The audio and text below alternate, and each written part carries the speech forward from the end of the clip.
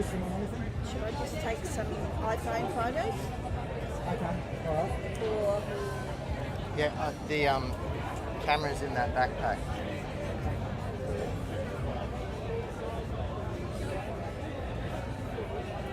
Okay, the guitar's muted till you plug in.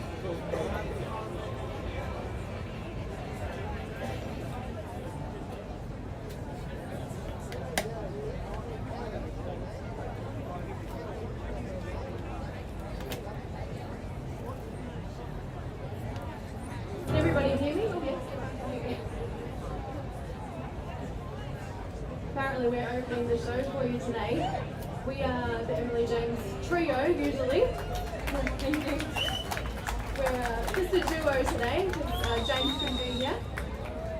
So we're going to sing 3 of our songs from our debut album, Someone Had to Say It. And that pretty much sums up what we sing about. It's, we don't really need to introduce our songs, they're pretty self-explanatory, we don't beat around the bush. And we just can't wait to sing for you all today. And James is very nervous, so... Alright, this song is called The Lucky Country.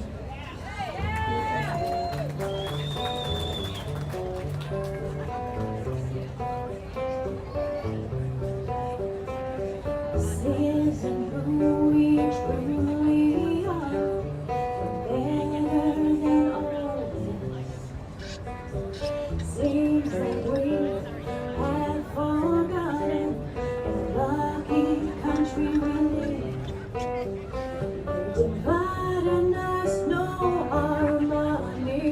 They want chaos, so they can rule. Up is down and wrong is right. They're playing us all for fools. If they want a voice, let's give them ours. We are young and proud. Let's come together and let's sing this song so damn loud. We're united, we're one nation. We don't want your globalization. We're hidden agendas we can see. Don't try and change the lucky country.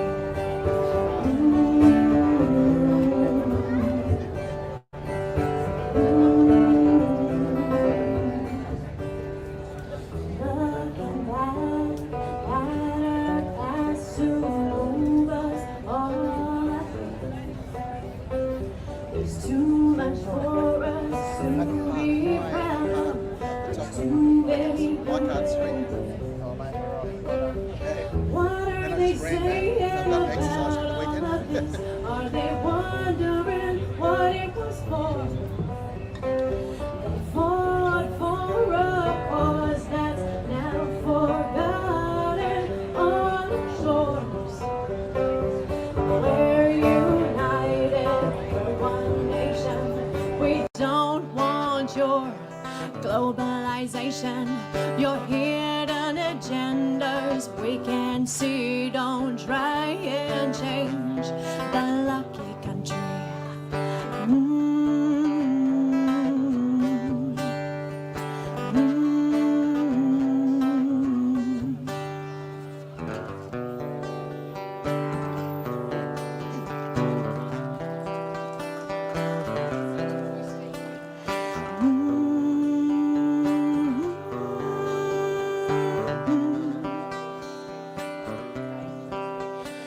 Don't try and change the lucky country.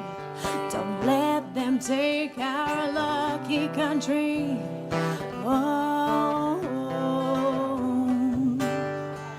oh, oh.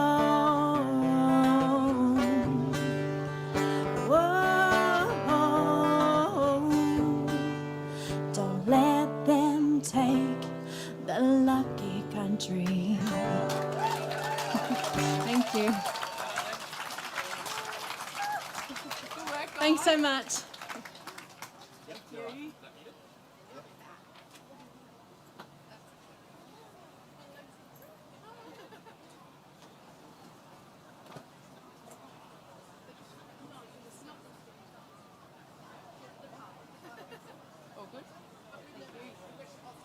Well, g'day everyone. Welcome to the Brisbane rally against the Digital ID Bill of 2024.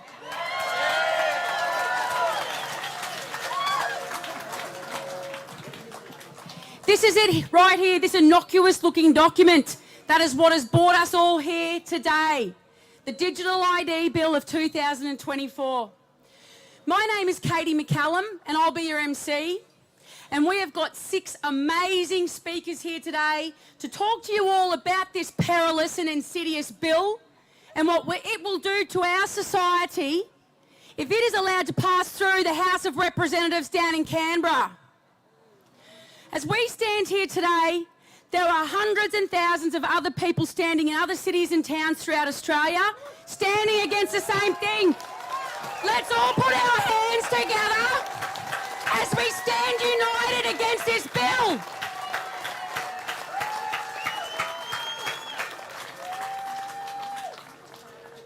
So I come from a little town, it's called Kilkeven. It's 50 kilometres west of Gympie. And I'm just a normal, average, everyday person just like you guys. I'm a wife, I'm a mum, I run a little shop. And about 18 months ago, this Queensland government-owned corporation called Powerlink, well, it turned up in my community and it started knocking on people's doors. And they said, the Queensland government, well, we want to stick a big giant HV transmission line through the guts of your beautiful district to transfer power from the pumped hydro at Barumba across to the Waluga substation. And at that point, I thought to myself, well, I know a bit about everyday law. I was a Queensland cop for over 16 years, up till 2018. Thank you.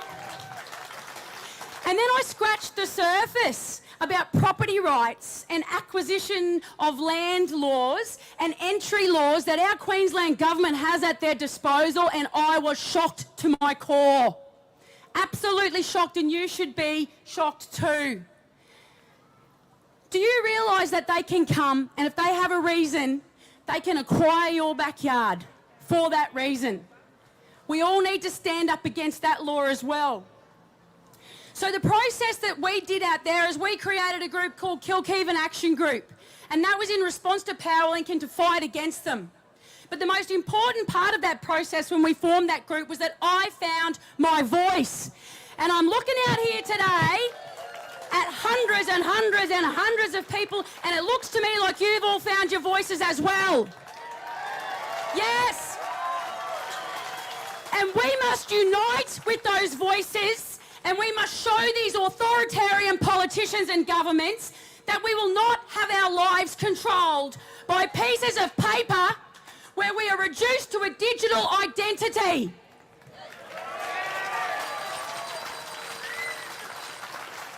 So join with me in those voices. Let's chant it. Ditch the digital ID.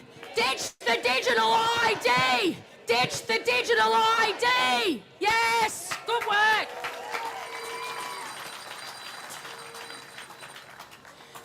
So like many Aussies, I was raised in a home in the shadow of a Vietnam vet dad.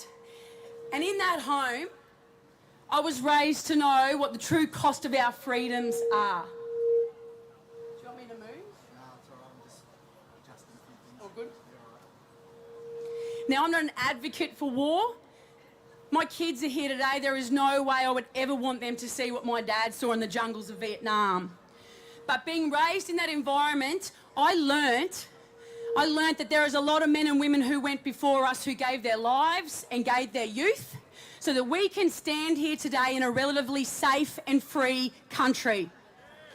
And there are politicians and there are government bureaucrats who wish to rein in and curb those freedoms.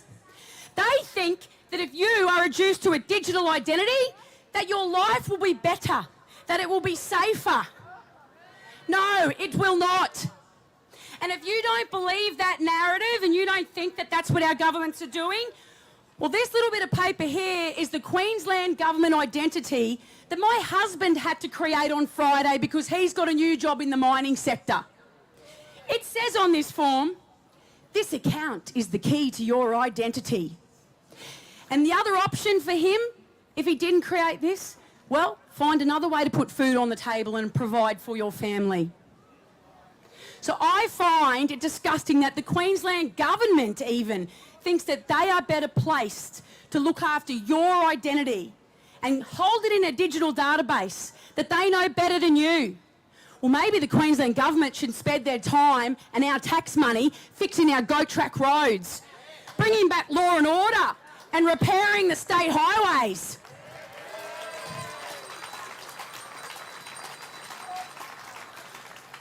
So we're going to get on to these amazing speakers now, and we're going to hear from them about how they feel about this Digital ID Bill 2024. I've had a good read of it myself, and I'll tell you what I think of it. And I hope that you will feel the same, because we need to dig a big deep hole and bury it, and it shouldn't see the light of day ever again.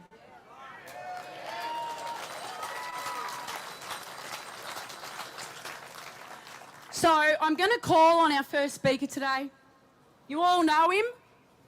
He's a pretty famous guy. Thank you, sir. That's him right there. He doesn't need an introduction. We all see him. He fights for our rights relentlessly down in Canberra. Put your hands together for Senator Malcolm Roberts.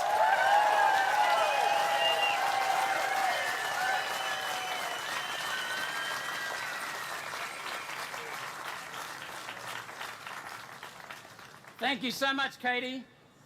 And thank you all for being awake. Thank you for making an effort for Australia. We are together on the front line of an information war. And I'm going to give you some examples before getting into the digital ID. Now, One Nation opposed the Digital Identity Bill from the start. I came out, I think, in 2021 and belted it right from the start. People deserve information, so I'm going to treat you with respect and give you detailed information. So I'm going to be taking off notes to make sure I don't miss anything. But first, Anthony Albanese's Home Affairs Minister and World Economic Forum Young Global Leader, Minister Claire O'Neill. That's right, we have a minister who's gone to the World Economic Forum Global Young Leaders. She said recently, just last week, she said, I'll quote, "Just about every problem we have in Australia is caused or made worse by social media." What do you think? Let me ask her a few questions. Did social media add 750,000 new migrants in the last 12 months for whom there are no homes, no hospital beds, no public transport? No. Claire O'Neill, as Minister for Home Affairs, you did that. Did social media let in extreme Islamic hate preachers that radicalise children to stab Christian clergy? No. Claire O'Neill, as Minister for Home Affairs, you did that. Under Claire O'Neill, she's also Minister for Cyber Security. There have been 42 major hacks this year alone, including the WA, Western Australia and federal governments. And was that social media's own department? No. Claire O'Neill, as Minister for Cyber Security, you did that. That's why Claire wants you to look over there, so you can blame social media without seeing what's going on in Canberra. It's a distraction. Anthony Albanese, your good mate Anthony, complained people, I'm sorry. He complained that people are drawing so many memes ridiculing him. And then he said social media can do much better. Meaning, stop making fun of Anthony, please. So social media, don't you love Australians? Social media users declared it Albo Meme Day. Some funny, some cutting, some way over the top. But hey, that's free speech. That's what we love. As a target of many vile posts myself, let me just give Anthony some advice. Suck it up, snowflake. Albanese says his digital ID. I've never had to adjust these up. Anthony Albanese says his digital ID and misinformation, disinformation bill, the censorship bill, two separate things, are about combating hate. No. That's right, ma'am. Bullshit. They're about combating criticism, stifling criticism. Who trusts the government with such powers? No one. Does anyone think new powers will be used against Islamic extremism? They're being used to censor footage of Islamic extremism in Sydney. What does that tell us? The digital ID is not to protect people, it's to control people. That's what it's about. Let's go on to another one of Anthony Albanese's public servants. The E-Safety Commissar. Her powers are being used to cover up sexual perversion. Malcolm Turnbull, the Liberal, appointed her. She's on $450,000 per year from taxpayers. She spent $41,000 of our money going to Davos to mix with her mates. Julie Inman Grant is her name. She demanded that posts critical of trans man Teddy Cook be removed. Now, Teddy is a biological female. Teddy's a member of the UN World Health Organization's Advisory Committee on Transgenderism. You know, the ones where they mutilate children. Teddy's social media posts and public articles feature bestiality, sex with animals, and recommend drug use during sex. When Billboard Chris drew attention to the material, Julie Inman Grant, as your E-Safety Commissar, sent Chris a takedown note. Protecting children, he gets a takedown note. This drew more attention to the perversion, and 1.3 million people went on and saw the post. You can be banned on social media for drawing attention to a person's own words. She was not banned, Chris was chastised. Australian Nathan Livingston's Twitter account from Milky Bar TV posted tweets critical of Julie Inman Grant, the E-Safety Commissar. Nathan's wife, then found the E-Safety Commission had been snooping around his wife's LinkedIn account. Criticise a World Economic Forum operative and your whole family will be investigated because of what you said. World Economic Forum, WEF, stands for We Eliminate Freedom. Well, Pauline and I say, go and get weft. Have you seen Pauline's cartoon on the E-Safety Commissioner? Who trusts the E-Safety Commissar? Australia needs to be protected from Albanese's E-Safety Commissar. Now, just before I get on to the digital ID, remember the Director's ID. It initially required one piece of information. Going against the legislation, they started demanding 6 pieces of ID. 6. Who trusts the government?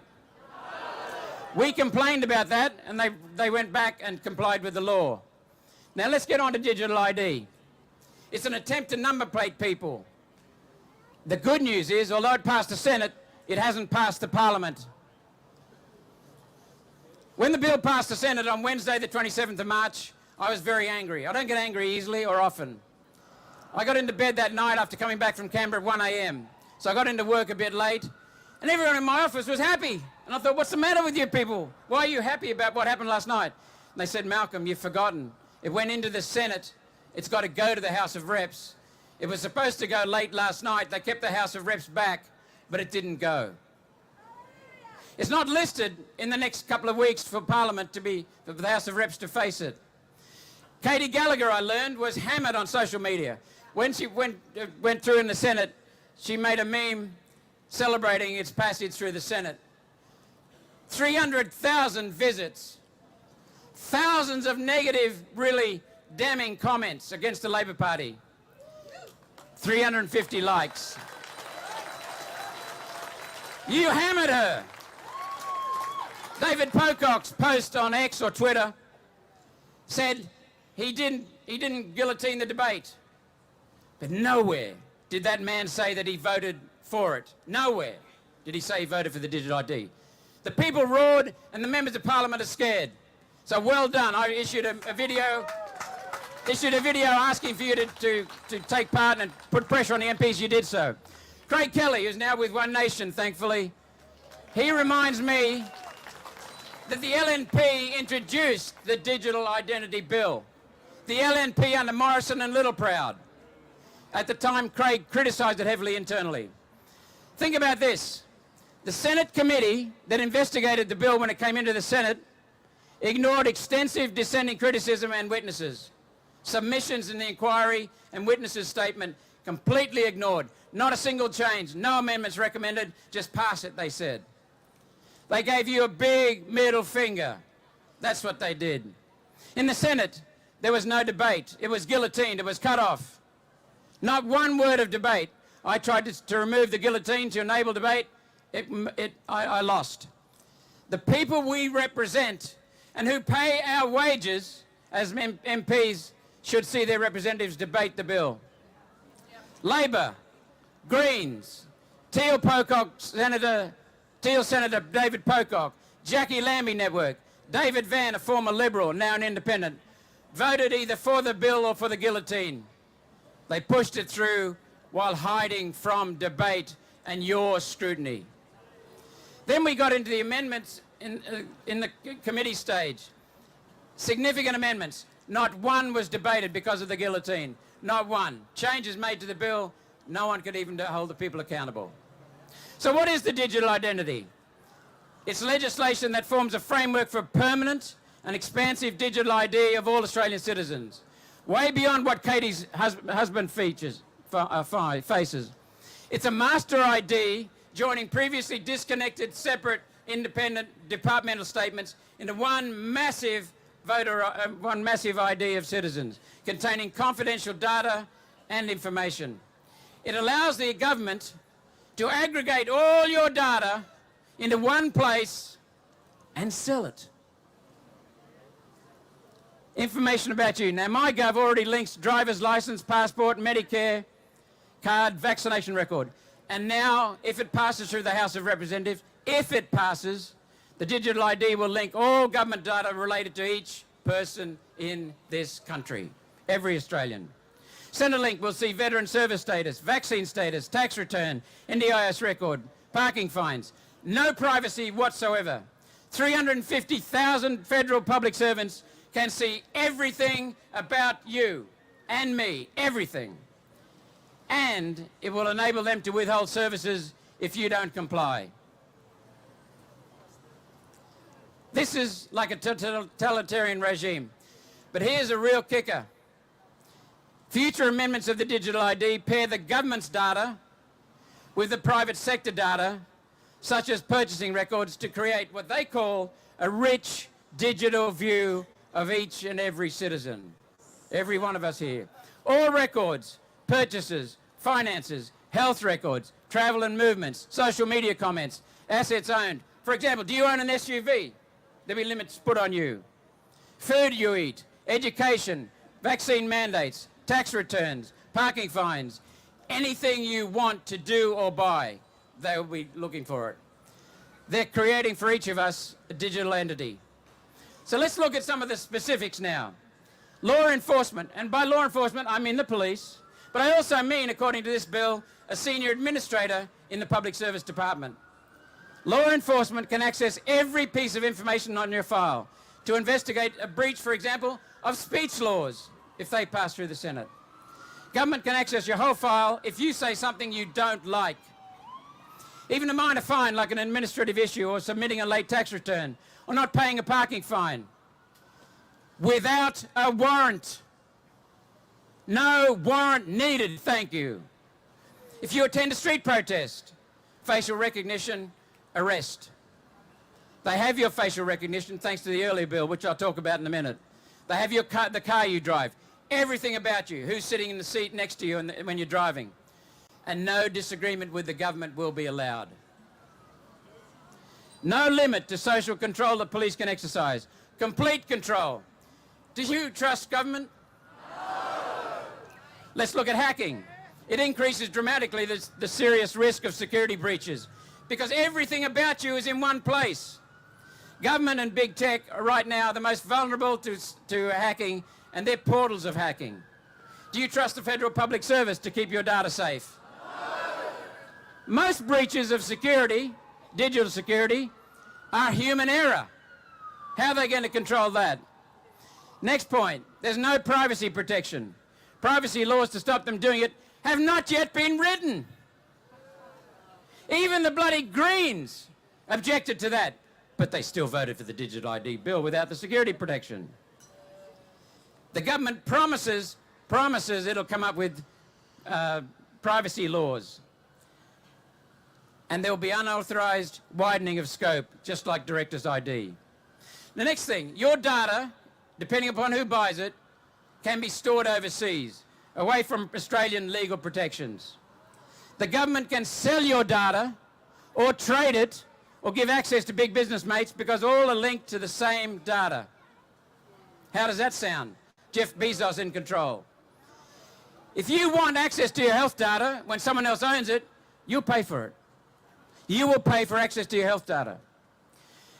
Here's where it comes together in the long globalist agenda for control. Coupled with other bills and other work going on in public service, this provides very powerful control. Anthony Albanese's identity verification bill, enabling facial scans for each and every one of us, went through the Parliament just a couple of months ago. Do you know who started the discussion paper on that? The Liberal National Party, when they were in power. Next thing, the digital identity. The Liberal Nationals introduced the bill under Morrison and Littleproud. The misinformation and disinformation bill, that's a censorship bill, vile. The Liberal National Party introduced that into the Parliament under Morrison and Littleproud. Next thing, you've probably not heard of the new payments platform. It was developed by the Reserve Bank of Australia under a Liberal national government. It's a node where every single electronic financial transaction in our country passes through that node and is captured. Every time you use electronic transactions, it's captured. Next thing, digital currency. I asked questions under Senate estimates of the Reserve Bank. The Reserve Bank admitted, with some hesitation, that they're developing a digital currency for our country and that it'll be linked and connected to a global digital currency. That was developed, that is being developed under Liberal government and now Labor government. It'll be programmable digital currency. So it'll track your meat consumption, track your petrol use, track your use of energy, electricity.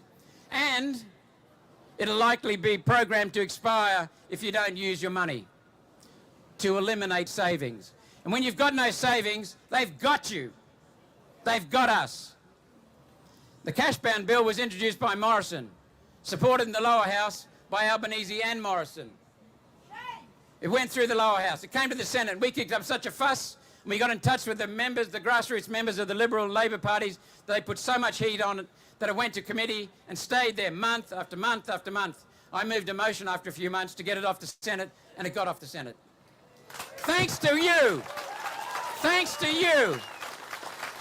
Pauline and I are one vote. Ralph Babette's one vote each. Ralph's one vote. We got a couple of decent Liberals.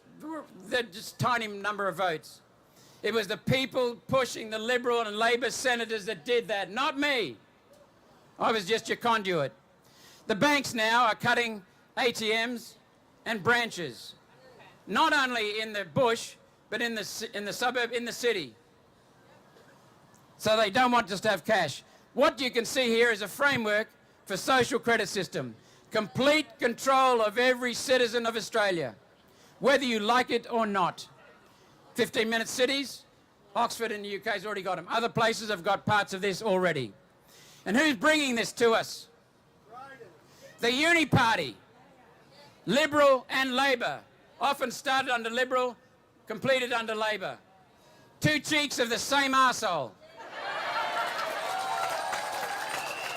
But wait. The good news is, they tell us it's voluntary.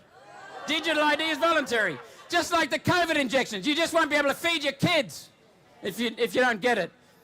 You won't be able to access, in case of digital ID, government services, access funds, travel, education, thanks to the COVID Uni Party. Remember the COVID Uni Party? Liberal, Federal, State Labor. That's who did that. They worked together. Oh, and by the way, in regard to being compulsory or voluntary, the minister can authorise, at the wave of a pen, that it become compulsory. Do you trust government? No! So here's what I'm inviting you to do, please. Hold members of Parliament accountable, federal and state. Remind them they work for you. I work for you. Remind them. Tell them their job is to take what you say to Canberra and speak up. Next thing, please share and spread our information, Pauline and me. I know you're sharing Paulie's cartoons, but share our videos, share our newsletters. Please sign the One Nation petition against the digital ID. We started that, it had 60,000 signatures in 2 days.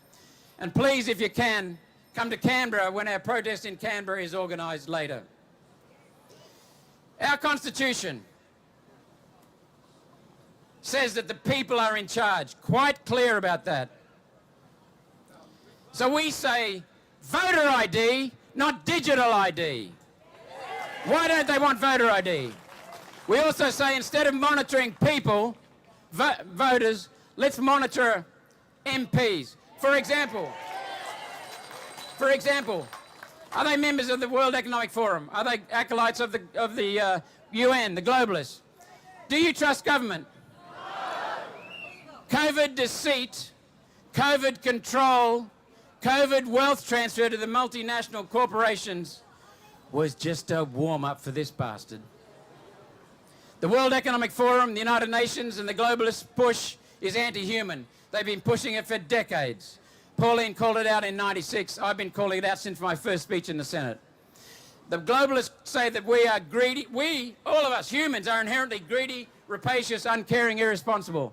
Then they say, let us make the rules for how you're going to live. We'll take charge for your good.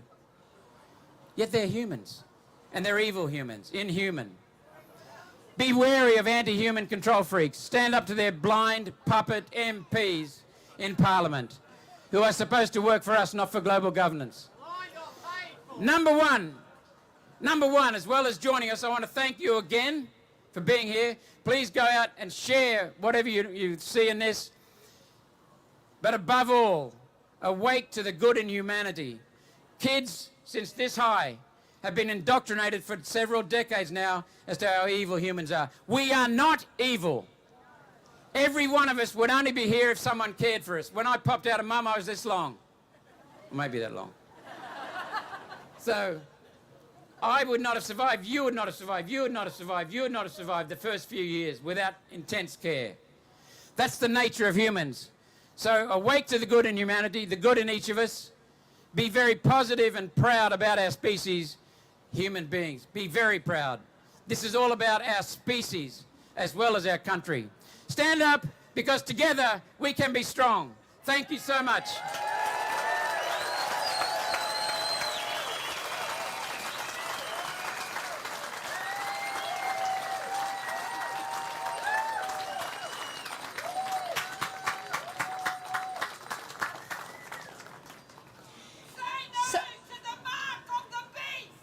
So you would have noticed that we started off today with some amazing music.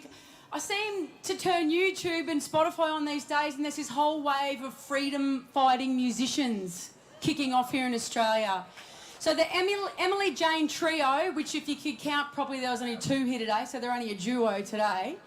They are getting out there, they are producing some amazing music, and I say to everybody, we need to support freedom fighters, and they've got a stand over here today. If you want to support them, grab a sticker, a shirt, some music, stream them on Spotify if that's where you can find them. Let's all stick together and support our like-minded fellow Australians.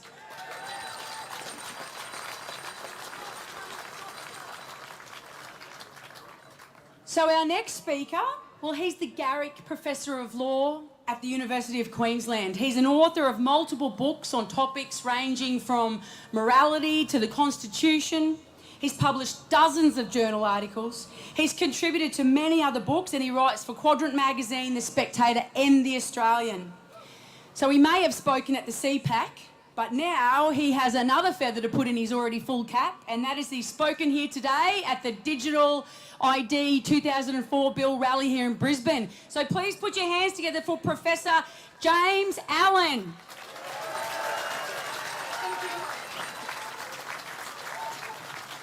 Well, thank you very much, everyone, for coming today. I went to get some Coke, and they only had the liquid kind, so... Actually, I was talking to Malcolm because we were chatting, and I said, this is really important, but what do you want your legacy to be? What do you want people to be saying about you in 100 years? And Malcolm looked at me and he said, in 100 years, I think I'd like people to be saying something along the lines of, isn't it remarkable that he's still sexually active? I'm being a little lighthearted to start because it's a moderately depressing topic. So one more joke and then I'll get going. But I actually told this at CPAC, so if anyone's there, I trended. I don't do social media because I want to stay sane. But this is the joke about the gentleman with where's the tin hat? That is great. I love that. That is fantastic. And he is walking down the beach and he stumbles across this Arabic-looking bottle, which he picks up and inadvertently rubs it, and genie comes out. And so this gentleman says to the genie, so do I get 3 wishes? And she looks just like Barbara Eden. She says, yes, you do. You get 3 wishes. But I'm a very special genie. And so I have to warn you, everything you ask for, everybody in favor of this digital ID bill will get 2 of. So this gentleman thinks and he goes, I'd like $1 million. So she blinks her eyes. She says, you check your bank account, you've got $1 million. But remember, everybody in favor of this digital ID bill now has $2 million. What's your second wish? And he says, I got a hankering after a top-of-the-line German sports car. So she blinks her eyes. She says, go home tonight. In your driveway, you'll have a top-of-the-line BMW. But remember, every person in favor of this digital ID bill will have 2 German sports cars. What's your third and final wish? And this gentleman, very canny fellow, thinks for a minute, and then he looks at her and says, I've always wanted to donate a kidney. That's good, yeah. Now, let me apologize to anybody who's gone through the Australian schooling system in the last 10 years, because you will not understand that joke. So look, this is all about trust, right? And, I'm a right-of-center conservative law prof. There were 4 of us, 38 law schools in this country. There were 4 openly against the voice, So you could count us on one machine operator's hand. And since this is about trust, I think we have to go back and briefly remember some of the events of the last 2.5 years. So my buddy Ramesh Thakur and I think we were the first 2 to come out against lockdowns about March 2020. And the reason why is when you are in a situation of great uncertainty, you do not immediately run over and mimic the Chinese Politburo response. It makes 0 sense. In almost every sphere of life, you continue doing what you're doing. You look for new information, and you deal with the people who are being affected. And from about the first month, we already knew that the COVID virus was 1,000 times more dangerous for people over 65 or 70 than it was for under 30.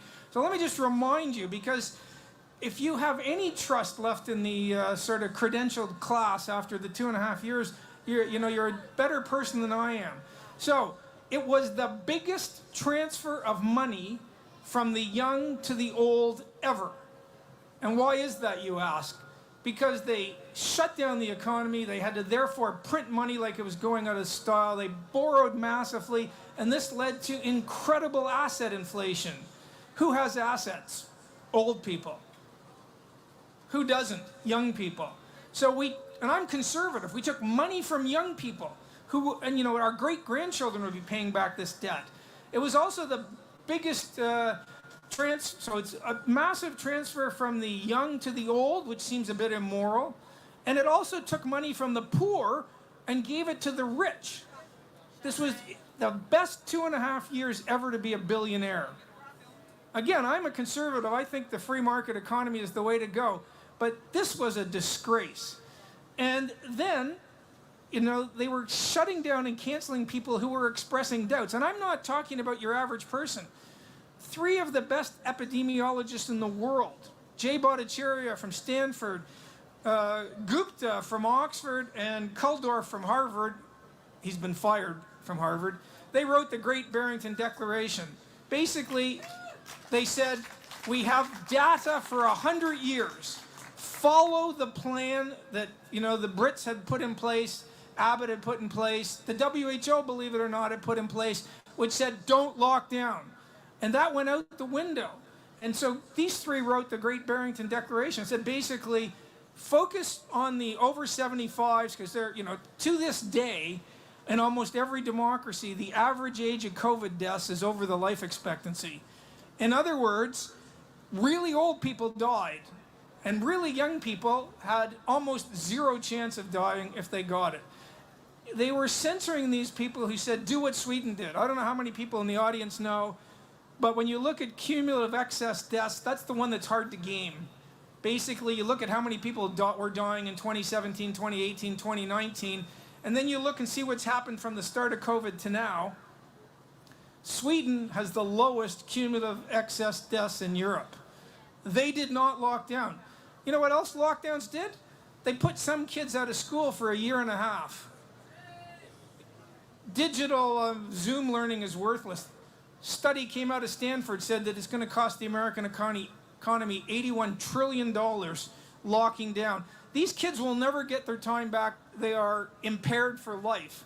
I mean, even in the Australian school system, missing 2 years of school is really bad. That's like half a year everywhere else. So the overall lockdown thing destroyed my, I was a skeptical of government. I've always been skeptical, but I had no idea how bad it would get. So basically, and this is Bhattacharya talking, world top 10 epidemiologists, the biggest source of misinformation, I'm quoting Bhattacharya, Stanford professor, was government. They got so much wrong.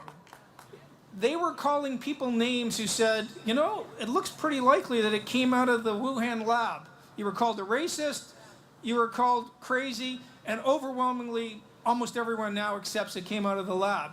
People who said the virus, the vaccines don't stop transmission and they don't stop you from getting it, they were pilloried. That's true. If you said, masks don't really work, you were pilloried. Well, they don't. The Cochrane Review, which is state-of-the-art, can't find any real evidence that masks work. I used to go to work. I only wear a mask. I'm not a zealot. I would wear one to go into the wine store because I draw the line at alcohol. I tried never to wear a mask, but I definitely wore one to get wine because I don't like extremists, right? So all of that is really undermining of trust. The expert class got so many things wrong. Very, very depressing. And these are the people, as Malcolm said, it was the libs. This is supposed to be the small government party. And their leader, and I think Morrison was shockingly bad, this is the guy who said free speech never created a job. What a moron, right? It's created millions of jobs. It's created the free market economy, and it's created the back and forth competition of ideas that gets you closer to truth. This is supposed to be a right-of-center government. We get to the ACMA bill. I mean, this is crazy, right? The bill is exempting government. It's exempting the universities, and it's exempting the legacy media. Again, the people who got so much wrong about COVID, and we're supposed to put any confidence in them at all. And, basically, I don't have any confidence in them. Now, I want everyone who participated in COVID to be voted out, and at least all the leaders are gone. So that's something. But there's an awful lot of liberal MPs, the kind of people who, when they go for pre-selection, trumpet how, their commitment to freedom.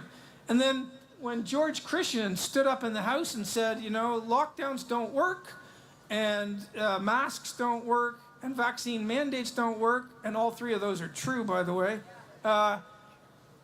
they all voted to condemn him in the House. There's a real problem with the Liberal Party. They have, in their 9 years, they didn't do anything to promote freedom, and indeed they passed laws that undermine freedom. And I do not know. And so one of the questions we have to ask, because there are what they're asking you with this bill is to trust us, and I don't see any reason why anyone would do that, to be honest.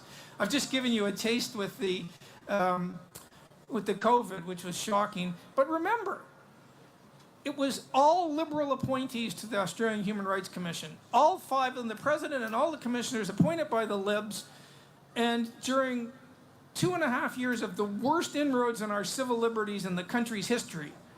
That's retired UK Supreme Court Judge Jonathan Sumption said, you know, what they're doing around the democratic world is the worst inroads on civil liberties in 200 years, and the Australian Human Rights Commissioners didn't say a word. They could not find a single thing to criticize. This is beyond belief, right? The Libs appointed all of them. The Libs appointed the E-Safety Commissioner. And again, just to be clear, misinformation is a jargony word, it's bureaucratic word, which makes it harder for people to think clearly.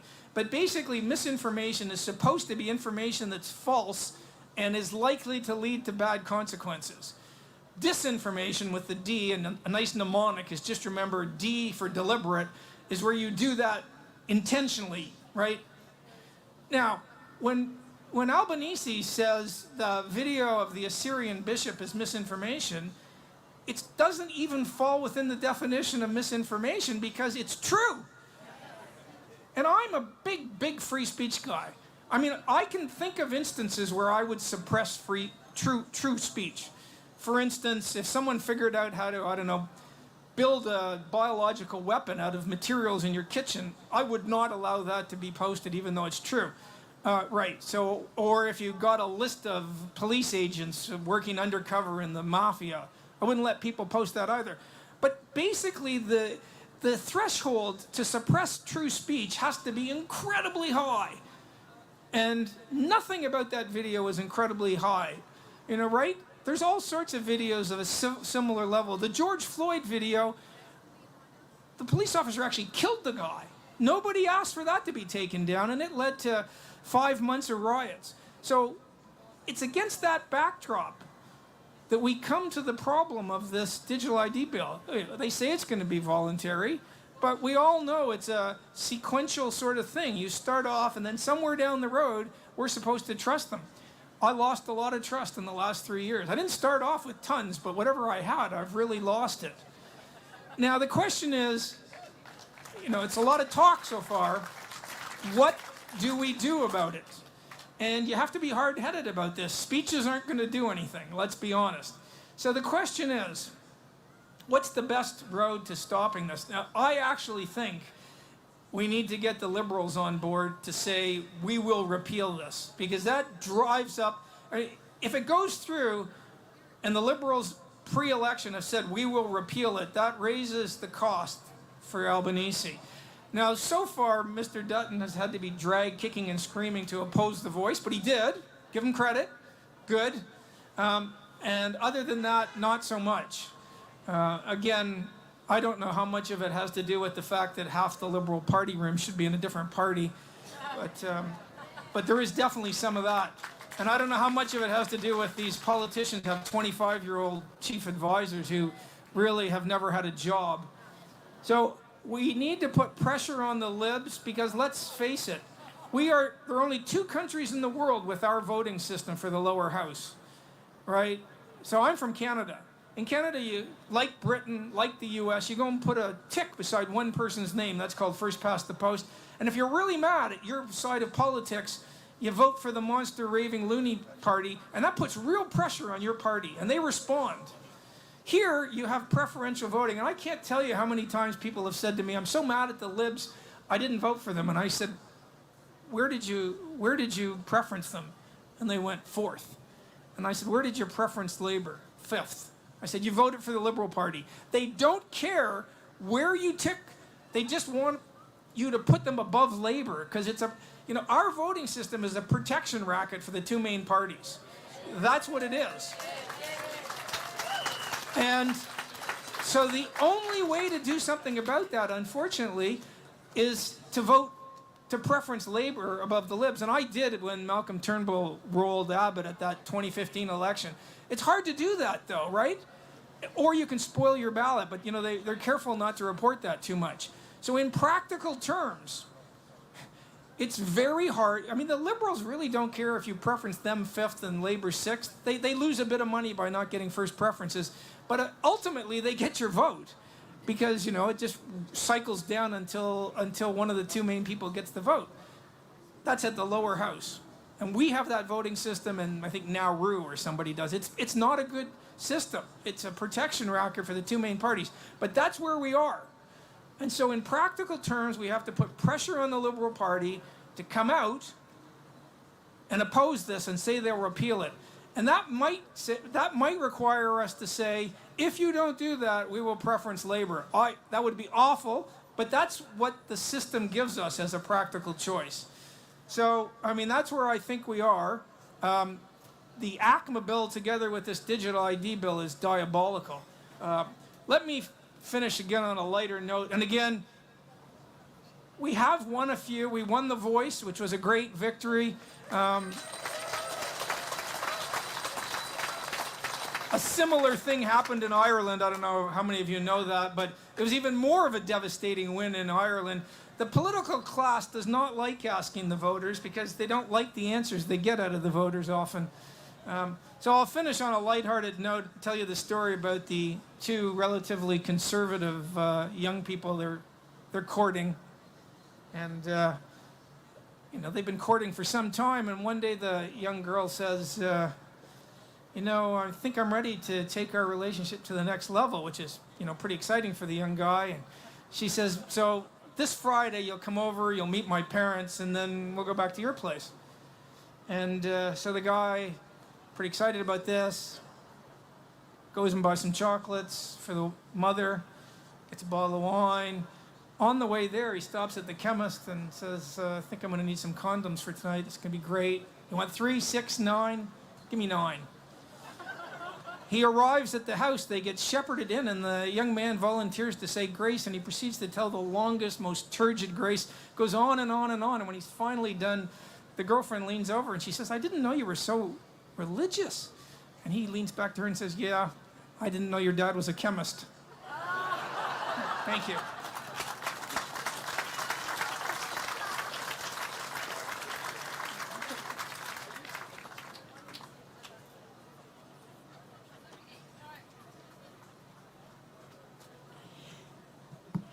So you all know the next speaker. You've seen her and you've heard her commentary talents on our TV screens and all of her commonsensical approach to topics that we're all interested in. You may have read the contributions that she makes to publications such as The Spectator and Quadrant magazine. She's never scared to ask the questions that need asking and to seek out the answers that we all need. Please put your hands together and give Daisy Cousens a big welcome to the stage.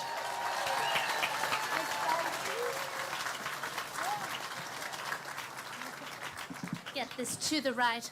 Oop, that sounds good. Everyone can hear me. Hello, everyone.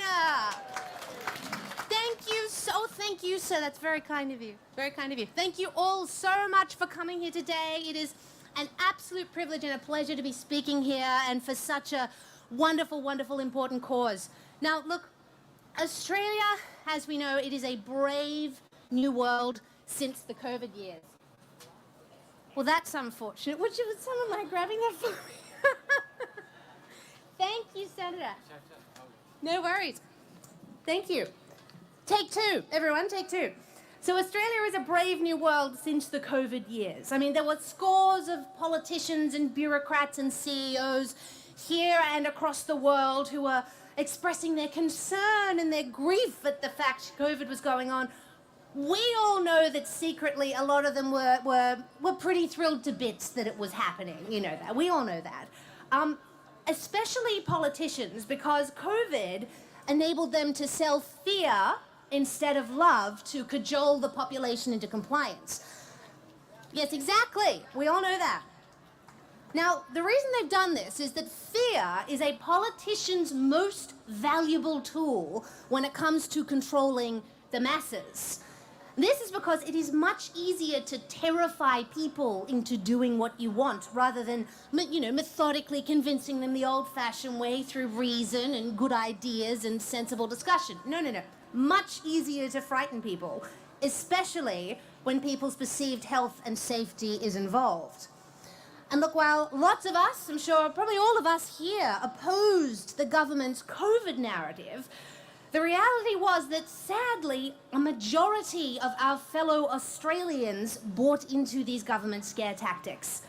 And terrified for their health, they happily complied with lockdowns, border closures, and all of the rest.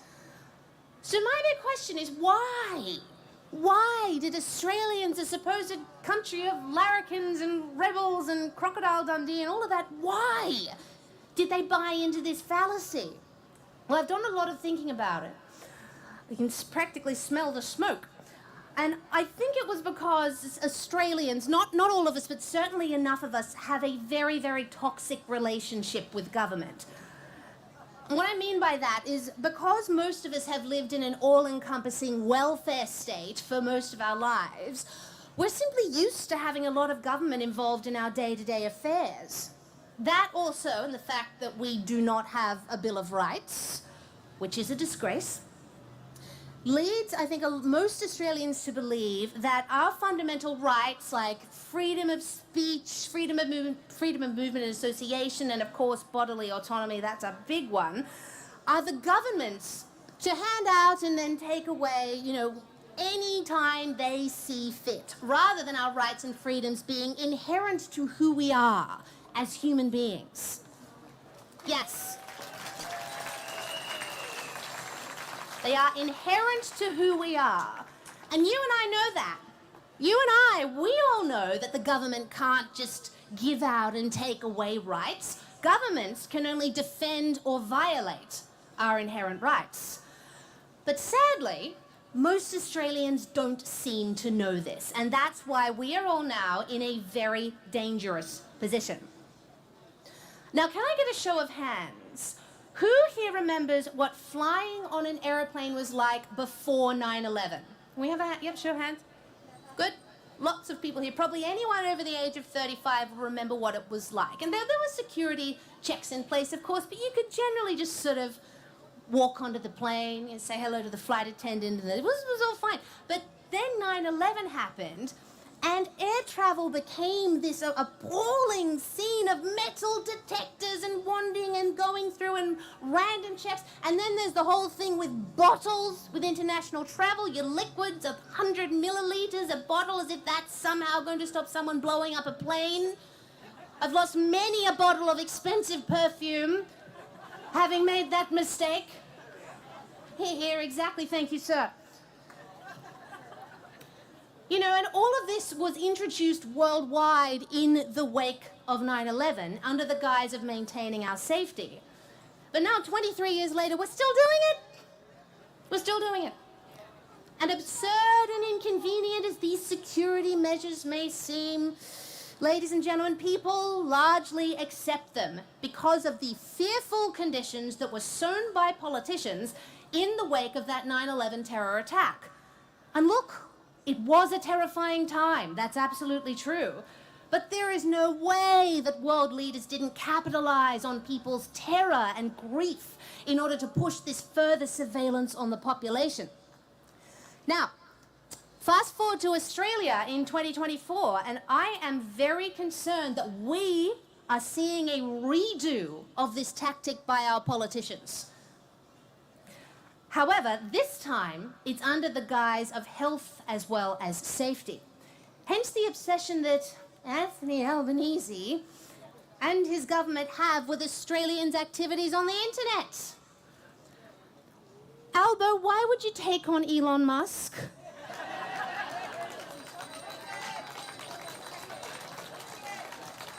Why would you, why? Pick your battles, mate, seriously. But yes, he does have this obsession with what Australians do on the internet. And fair enough, I mean, the internet, the advent of the internet and social media has really been a curse for politicians, which is great for us, but it's been a curse for politicians. as it provides an easy and quick platform for political dissidents to express all their views and rally support. Yes, that's what we like. Now, while it was almost impossible to post a dissenting opinion about COVID online during those COVID years because, as we know, big tech companies joined forces with government to suppress these anti-government narratives. Traders. Yep.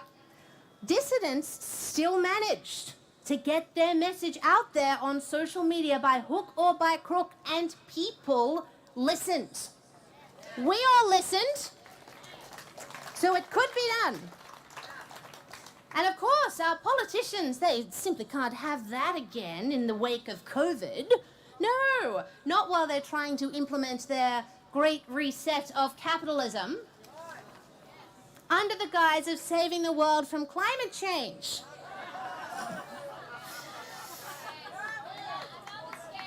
Another scare. Oh, climate change. Good Lord. Now, this digital ID bill is all part of that creeping plan to monitor the speech and activities of Australians to ensure that everyone is towing that establishment line.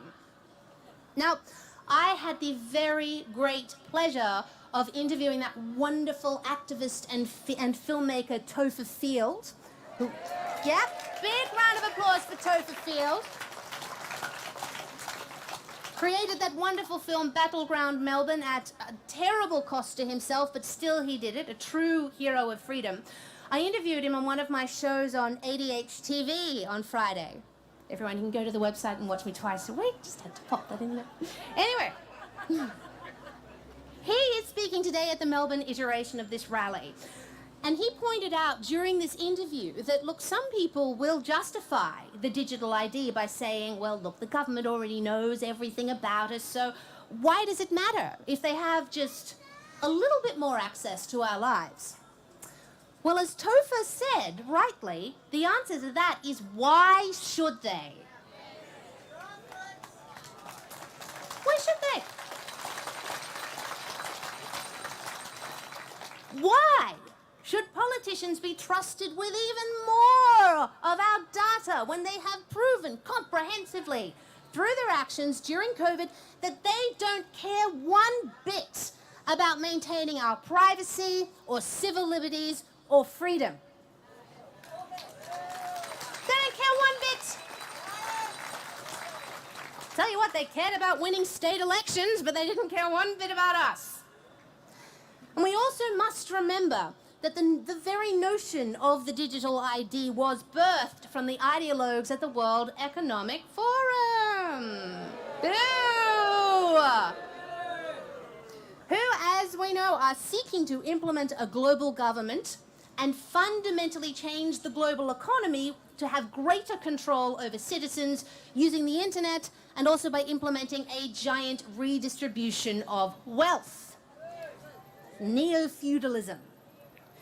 And the problem is that far too many of our Australian politicians are sympathetic to the World Economic Forum.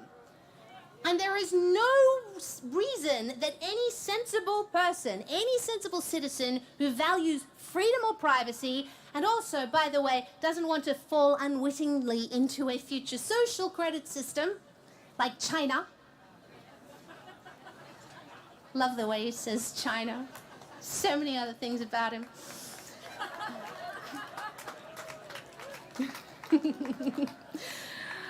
Look, no sensible citizens should jump on that bandwagon. And as we know, while the digital ID will be sold as voluntary, oh please, ladies and gentlemen, don't be fooled. It will be voluntary in the sense that, oh, there'll be no law forcing our hand, but much like the COVID vaccine, it will be made so bloody inconvenient not to have a digital ID, with company after company refusing to take the patronage of anyone who doesn't have one, that people will eventually be forced by the private sector to cave in. Boo! Boo! And ladies and gentlemen, what do we call it when the government teams up with private companies to achieve its goal? Yes, as we all know, it begins with an F and ends with an ashism. Exactly. So, my fellow Australians, all you lovely people here today, and anyone watching at home, you must remember this. The government is not your parents. Not your parents. You do not owe them your data, and they do not own your rights.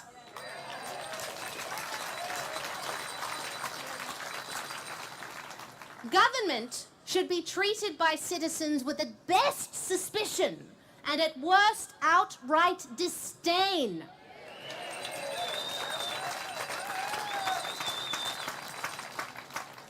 And my final thought, ladies and gentlemen, if you treat the government like they are your parent, don't be surprised if they treat you like a child.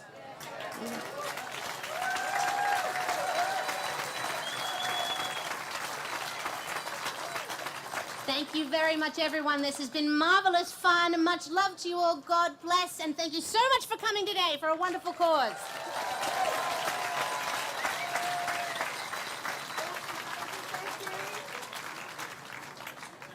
We're going to have another little bit of music from our freedom fighting crew back here, the Emily James Trio/Duo. So please put your hands together for them as they come to the stage.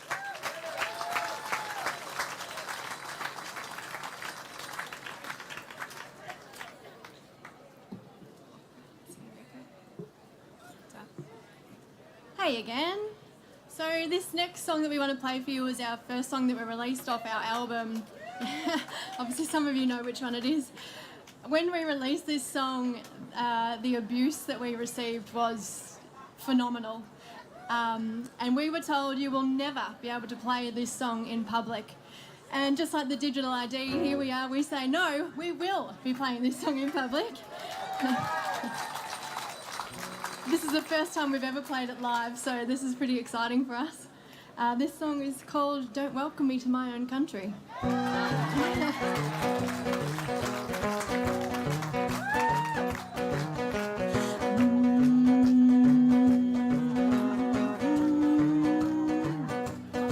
Well, I heard the kids at school today, they don't sing the anthem no more. Instead, apologize for things that happened 100 years before. Don't welcome me to my own country, I've been welcome all along. And I don't need a ceremony to tell me I belong. I am welcome, and I'll always be welcome. Hey, well, I turned the TV on last night just to watch a football game. Here they all were reminding us that we should be ashamed. Don't acknowledge me in my own land, 'cause it's in this place that I grew. Don't welcome me to my own country, 'cause I am loyal and true. I am welcome, and I'll always be welcome.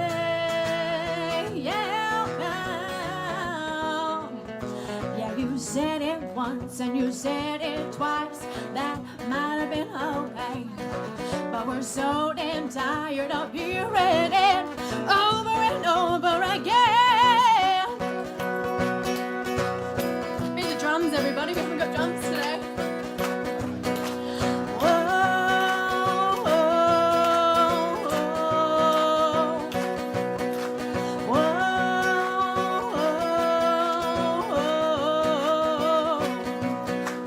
whoa.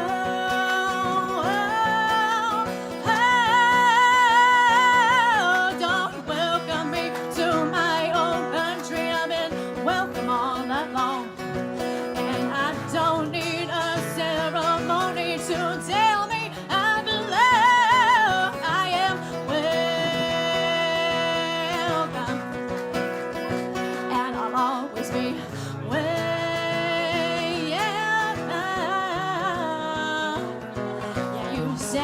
once, you said it twice. That might have been alright, but we're so damn tired of hearing it over and over again. Thank you.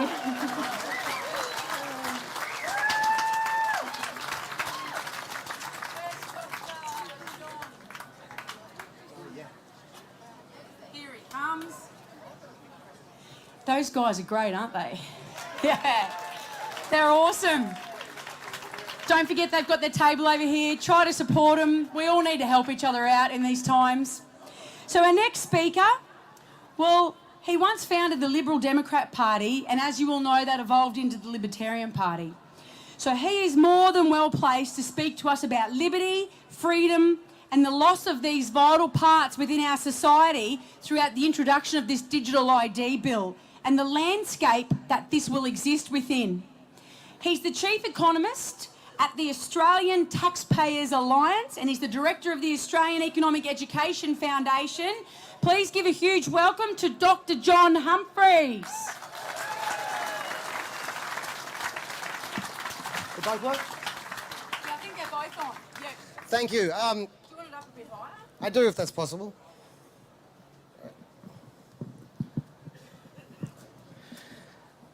As was mentioned just there, I do suffer from being an economist. So I will ask you to indulge me there. I am going to touch on a bit of the economics of this situation, but I'll try not to make it sound too much like economics. Before I do that, as the next speaker is going to talk to you about, 40 years ago there was the Australia card. The Australia card was defeated. It was defeated primarily because of the pushback of the public and some bad drafting of the law, so they screwed up the actual implementation, but the pushback. So can I just start with saying thank you, right? This is what is needed.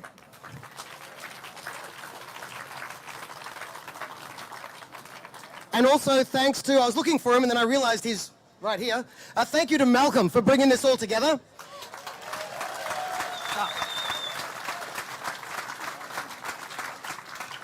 And when the Australia card was defeated, it was a broad coalition. It was a lot of people from a lot of different backgrounds. So I also want to thank Malcolm and his team for going out of their way to include people not just from one nation. If this was a one nation only movement, we would not be able to stop it.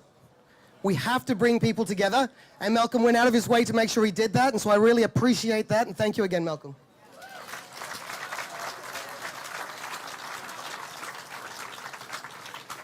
Now we have to bring people together in this movement if we want a chance to stop it. And that means, to some degree, we need to understand how they're thinking and speak their language. Have you guys spoken to anyone else about this who perhaps don't share our skepticism of government? And the argument goes along, this sounds pretty harmless. The government already has our information, we've already got IDs, and this will just make life a little bit easier. Have you heard that? At first blush, there is some sense to that. At first blush, when you first hear it, many of us here will have MyGovs. I mean, nearly everyone has a MyGov. Many of you will have a MyGov ID. Not the same thing. Ridiculously similar language, not the same thing. But many of us will have driver's license. Many of us are used to showing them. Passports, birth certificates. So we need to respond to that, and we need to be able to respond to it in a way where we don't just tell the person, oh, you're an idiot. That doesn't convince people. We have to say, yeah, look, I understand what you're saying there. That makes sense, but... And there's a bunch of things you can follow on from that. There is just the privacy concerns. There is the centralizing all the data to make it easier for one good hacker to get all the information. You guys know these arguments. I want to dwell on a different one. It's the one that comes immediately to mind to me as an economist. And this is the issue of, not that it's a new ID. This isn't a new ID. This is an amalgam of your old IDs into one place. One central concentrated portal for access. To my mind, the key part of this discussion is not the ID, it's the access. Because you're going to use this new ID. It's going to be the central concentrated ID that is used everywhere. And it's not a new ID, because it's still based on your driver's license. It's based on your passport. Those are your underlying IDs. It just bundles them together. And the key innovation here is we're creating a new access point. Access to what? Access to most of the services you'll ever use in your life. To start with, it already exists, and to start with, it's access to government services. And quite frankly, if that's where they stopped, I probably wouldn't bother coming here and talking to you and getting this upset. But that's not where it stops. They've written it in the laws. That's the first step. The second step is its access to all state government services. I'm getting more worried already. And the third step is its access to private sector services. And they start by just saying, you know, that means banking, that means utilities, that means rental contracts. It doesn't have to stop there. Anything you can access online, spoiler, that's everything. At some point, once you've got a centralized, concentrated access point, they say is voluntary, but it won't really be long-term. Once that is your one access point, that creates a lot of power in the hands of whoever controls that access point. Right, the worst case scenario is they start turning off your access, but it doesn't actually have to get that far for it to also already cause problems. And then the response you'll get, because we have to factor in how other people think, they'll say, oh, wait a second, how likely is it to go that far? You know, we can give them this power, and we could bask in the convenience that it gives us, but surely there's ways we can stop it, stop the system getting carried away and overtaking too many parts of our life. And to that, I think there are, again, you could say, look, I can understand that, reasonable thing to say, but here's a few things to keep in mind.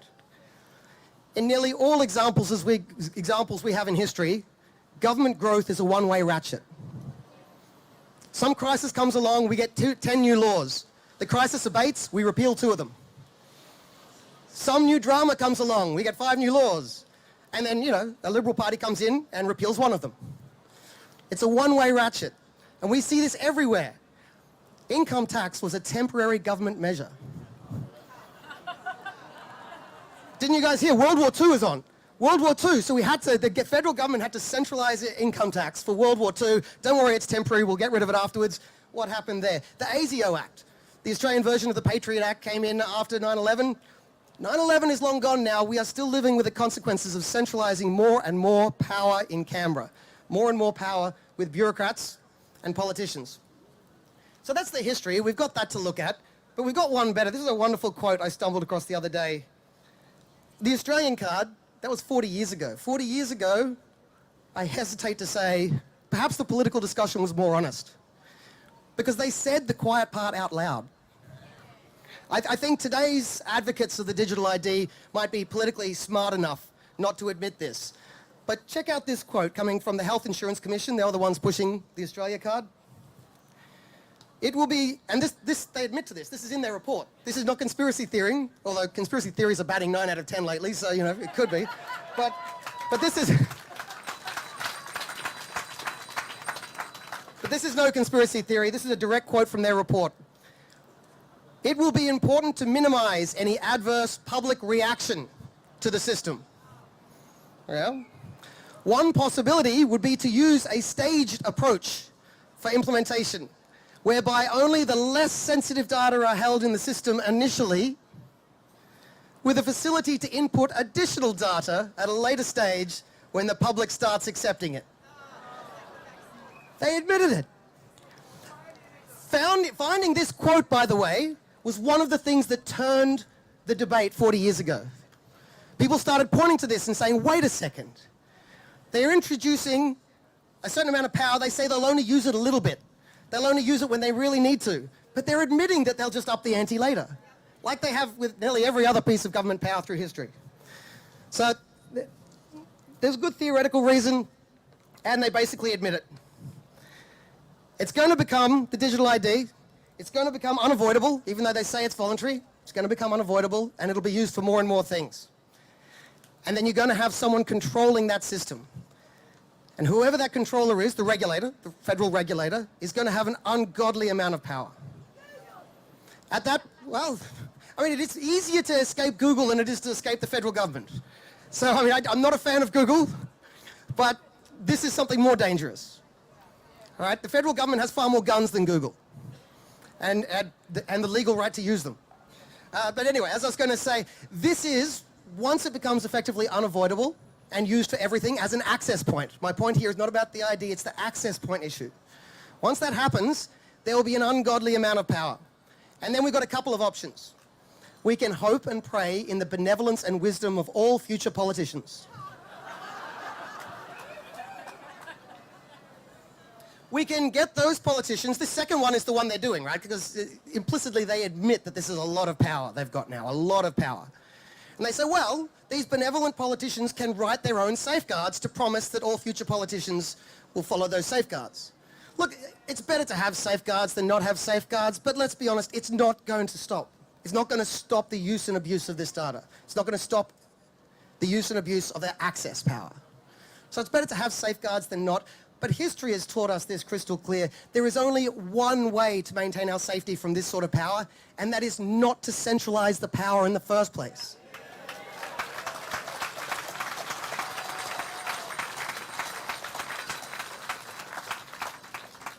Once you have centralized and consolidated this much power, it will be used. Justice Kirby, 40 years ago, not normally seen as a conservative or a right-wing agitator. He was a part of the left-wing civil libertarian pushback against the Australia card, and we need that today. It was very embarrassing what the Greens have become, but we need left-wing civil libertarians against this.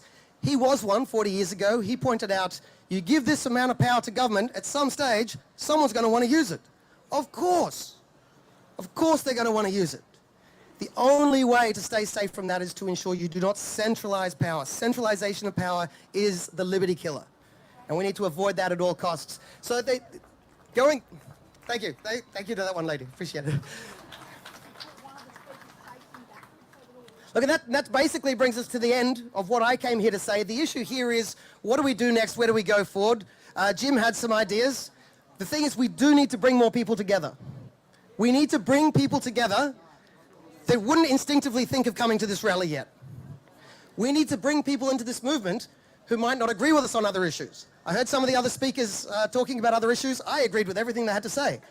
Not every civil libertarian or Liberal Party hack is going to agree with every single thing, but we need to bring them in. We need to talk to our neighbours, our open-minded people who might not be one of us yet, and we need to make them aware this access point is truly dangerous. And the only option is to trust in the benevolence of politicians or not give them this much power. Can you join me in fighting back against this much power? Let's go out and get more people on our side. Thank you all very much.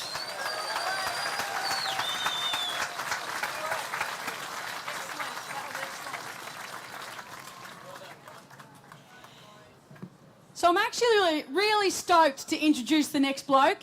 He's sitting right down here in front of me, and I know him personally. I got to hear him tell his life story over at a Moving Forward conference at Majimba last year. And if there is any man who I know that can speak about our God-given rights and freedoms, it's this guy right here. I'd like to welcome Jason Miles up to the stage.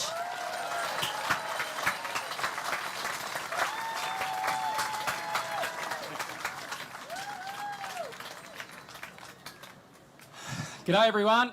You got me again. You got me on the 25th as well. I want to give a big call out to Malcolm Roberts. Thank you, Malcolm. And I think, as the good doctor said, thanks for inviting people from different parts of the world, different parts of politics, if you will, to the stage today. It takes a lot of courage to do that. Thank you. What we do know is that political lines are pretty dangerous, and Malcolm showed us a nice, clean set of hills today by letting people talk up here who may not be with the One Nation party itself. Also, I want to thank each of you for turning up today. But I want to give a big thanks to Katie. And where's Jim Wilmot? Where are you, mate? Over there. These two people have been amazing. They have been carving a footprint throughout Queensland and down to Canberra about probably the biggest man-made threat to Australia, and that is the reckless renewables. I'm not here to talk about it, but these guys have done amazing work in exposing what this thing is doing to Queensland. I live in the south, we live in the South Burnett. You want to go up there, there are solar, battery and wind farms going up everywhere. They are disgraceful. And I'll probably talk about that on the 25th. So today I've got 7 points I want to make as I go through this. First of all, Professor James spoke about how politicians or political parties get paid. Just so you're aware, I want to put, and it's not a shot at any political party except for the main two, maybe Greens as well. At the federal election, if you poll more than 4% of your primary vote, you get paid $2.91 a vote. $2.91. If you get more than 4% of your primary vote, $2.91. Now have a think about that. In the state election, it's 6%. And I think you get $3.30 for a primary vote. That's in the last Queensland state election, Labor and Liberal racked in $7.6 million. Now, what might you do with $7.6 million bucks? Well, the Electoral Commission will tell you, Jace, you can only spend $95,000 per electoral seat. Well, Queensland's got 93 electoral seats. And to the professor's point, it is almost impossible for other people to make an impact because of preferential voting. So the job you have today is to go away and convince people that there are other solutions. Now, I'm going to give you my 7 tips about why digital ID is a bad idea today. Firstly, voluntary. What is the definition of voluntary? Well, if I asked each of you, I'm sure you'll have the same opinion. But if I asked Senator Gallagher, I'm sure she has a very different one. And as many speakers have said today, we saw what happened in 2020 when the federal government said it's not mandatory. The state government, and Daniel Andrews, God bless him, I wish he would leave our shores. Daniel Andrews then pushed it on to big business, and big business forced it into policy. And as you heard today with Katie's husband, and if you know Jody Lowe, you'll be following him, you would have heard what happened to him, or not him personally, one of the people that went for a job in the mines in central Queensland. He went through the process, had all his paperwork lined up, and then the final step of the process, you got to download the QGov app, as the last speaker, doctor, spoke about. You got it down, and that guy's going, you know what, I didn't take the shot in 2021, I'm not doing that. Find another job. So QGov is here today, in this state right now, as we heard as well. So voluntary takes on a very different meaning when you apply it through the lens of a politician that wears red, blue or green. The second point I want to make today, I want to ask you a question. What have you tried to do in recent times that has met with government interference? Just have a think about that. Now, you'll have a different lens to myself, to Katie, to Jim, because we live in the bush. So, how about a state of emergency for 3 years? What did that do to us? How about I want to sell eggs? I need a permit. What if I want to put a shed up on my property? I need a permit. What if I want to expand my dam? I need a permit. What about I want to slaughter an animal, one of the animals on my farm? I need a permit. I need a permit for everything. Government overreach is beyond out of control. It is insane. They are in our bedroom. They're in our kids' room. Get out!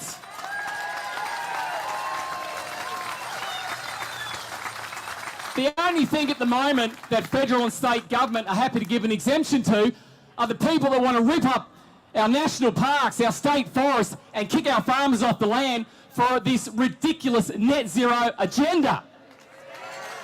For that, you get an exemption. No permit required. No problem.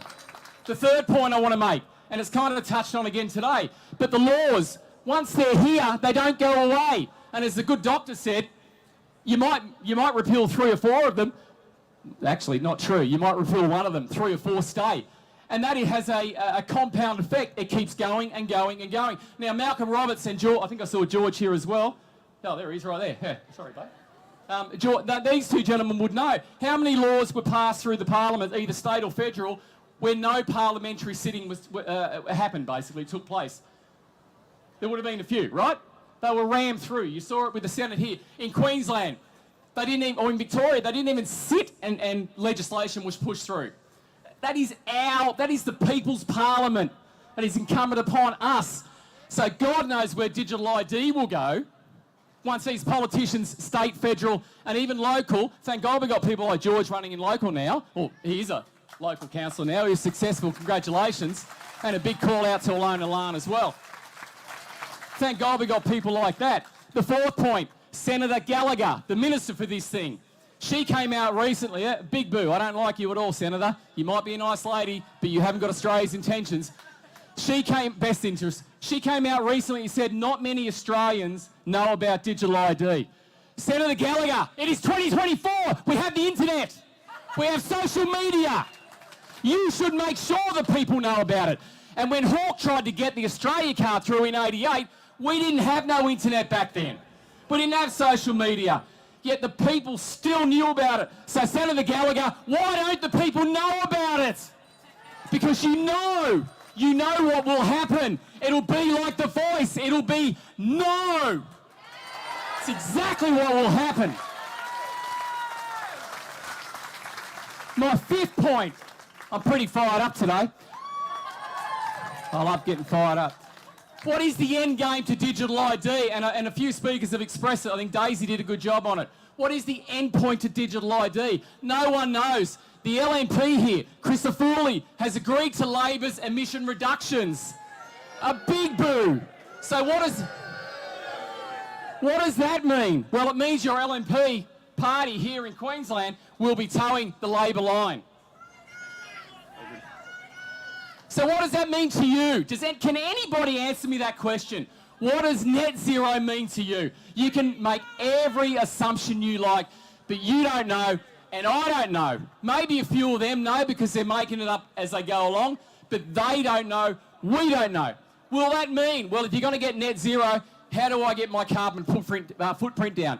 I heard two astrophysicists talk recently, and one challenged them to any other astrophysicist on the planet. He said, come into my office and argue this with me.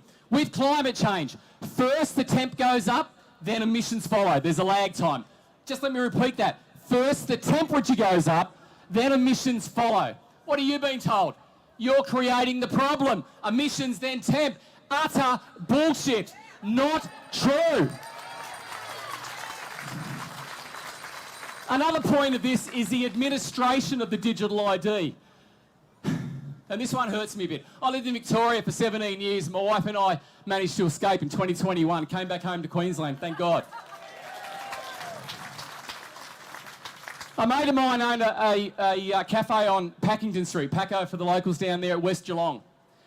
During the lockdowns, during Daniel Andrews' 263 days of lockdowns, he knew 5 of his mates, 5 people that killed themselves because they were forced to lock down. They were deemed unessential, yet a brothel was deemed essential. You tell me how that is right. That is disgusting. And these politicians have no right to make those rules on us. What is this going to do to small business? What is the cost to small business? They got belted. The good doctor said, it might have been the professor, the transfer in wealth was huge. Small business cannot afford overheads.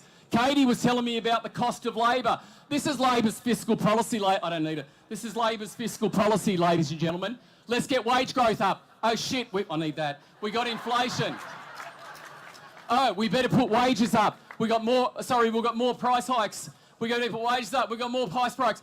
That's their fiscal policy. How do we deal with it? Oh, I don't know. Let's tax the people. Australia, you're in debt. Thanks, mate.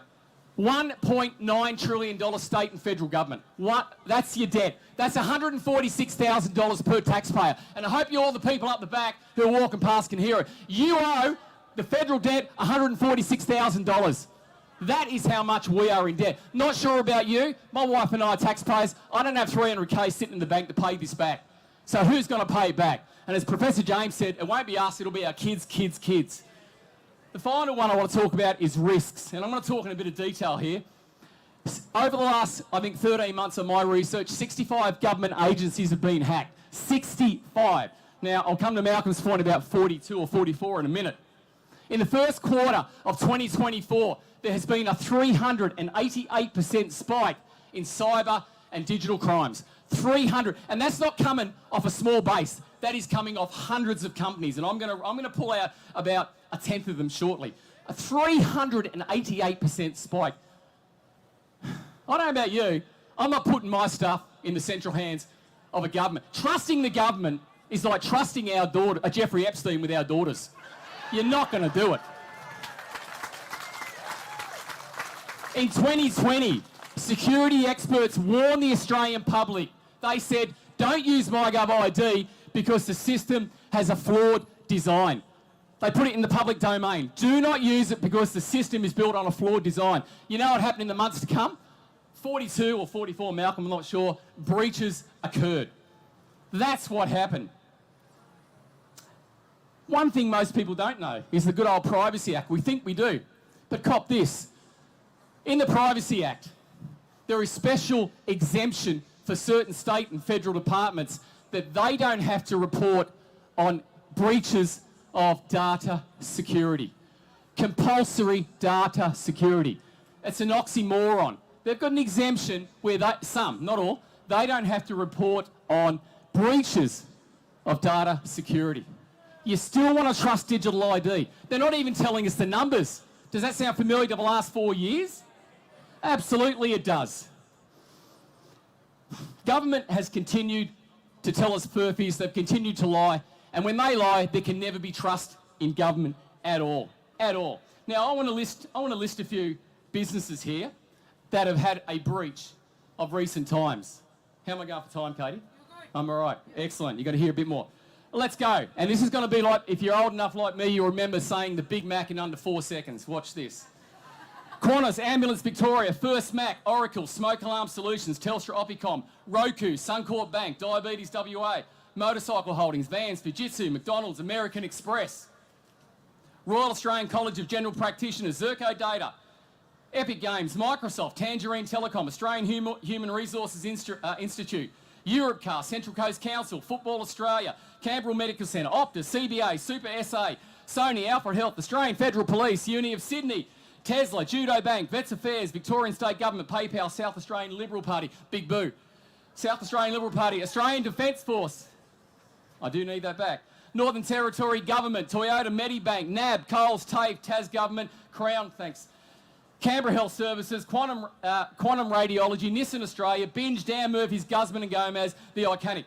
That's just a handful of companies that have had a security data breach. And again, you still want to trust the government to have your digital data in one place. I'm going to leave the best one for last. The IMF, the banking cartel of the planet, they had a breach. The same ones that are in bed with the WEF. And I can finally get rid of this paper. Because if you don't think the WEF's in our backyard, this is from the 2016 LGAQ conference. Thank you, Heidi. 2016 LGAQ conference here in Queensland. That says New World Order on the front. That's 2016. The guest speaker, you want to read the books he's written. It sounds like the Communist Manifesto. He is a young global leader of the WEF. This has been here for a while, folks, and if you have any doubt that these globalists are infiltrating our country, just listen to Senator Estimus, listen to the good Senator Tour, listen to Rennick, listen to Antic, listen to all the people that see this. It isn't hard to have decent conversations with your friends. And these very people are telling us it'll be okay. It sounds like, who's that? Is it Glencore, the company at the moment that's trying to dump 133,000 tonnes into the Great Artesian Basement? We believe nothing will happen. Piss off. Piss off. Don't you touch our Great Artesian Basin. That's for our farmers. That's for our primary producers. Not interested in what you might believe in. Your beliefs and reality are far apart. So let me ask you the people, as Malcolm said, our Constitution starts off with, whereas the people, not whereas the Parliament, whereas the people. Get it back, Australia. It is there, it's sitting there, we own it. But we've taken our foot off the accelerator for some time, and we have been hitting our brake because we are moving into a nanny socialist state, and we have for some time, and I've been as guilty as the next person. But that time is up for me. I want to close with this, because you've got to have good news, right? If this bill does go ahead, let's just hypothesise for a second. There must be a charter, and I'm going to ask Malcolm on this one, and Gerard and any others I know in that parliament. If this bill goes ahead, there must be a charter enshrined in laws with a letters patent applied, which they typically do, but they change it anyway. That digital ID will always be an opt-in solution for those that want it. I don't, never will. I don't want to touch the thing. I think it's dangerous. Regardless of any state of emergency. We saw what the state of emergency did here in Australia. It suspended everything. The only thing it didn't suspend were politicians' privileges. They still got paid while we didn't. And their big buddies in corporate got hundreds of thousands, millions of our dollars while small business was slaughtered. That's how much your government love you. And that was the Liberal government. That was Morrison. Two sides of the one coin, my friends. So it can't be tied to any state of emergency or any other deemed or perceived threat. Because remember, the WHO is talking about a perceived threat. None of that applies. It has to be 100% optional. It can never be tied to any benefit or service, whether in government or private, ever, like it's happening now in Queensland, right? And we can't have states controlling Fed. So the Fed has to write the law because the water can't rise higher than its source. So the Fed has to do it, and they have to knock out these people who are forcing people to download stuff they don't want to do for the sake of some other agenda. It can't touch our income. And above all things, there must be options available to people like you and me who will continue to say no. Thank you, Brisbane.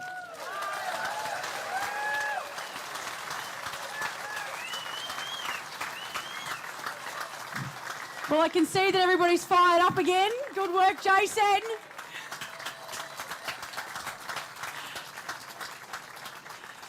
So our final speaker who's going to bring it on home for us today, he's an amazingly well-known Queenslander.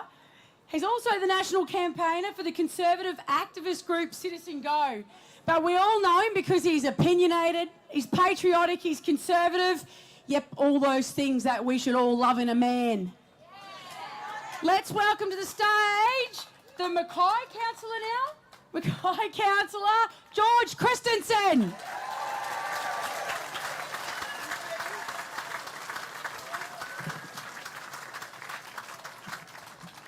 Well, thank you very much for that introduction. Thank you, ladies and gentlemen. And thank you especially to the great Senator Malcolm Roberts for hosting this event today.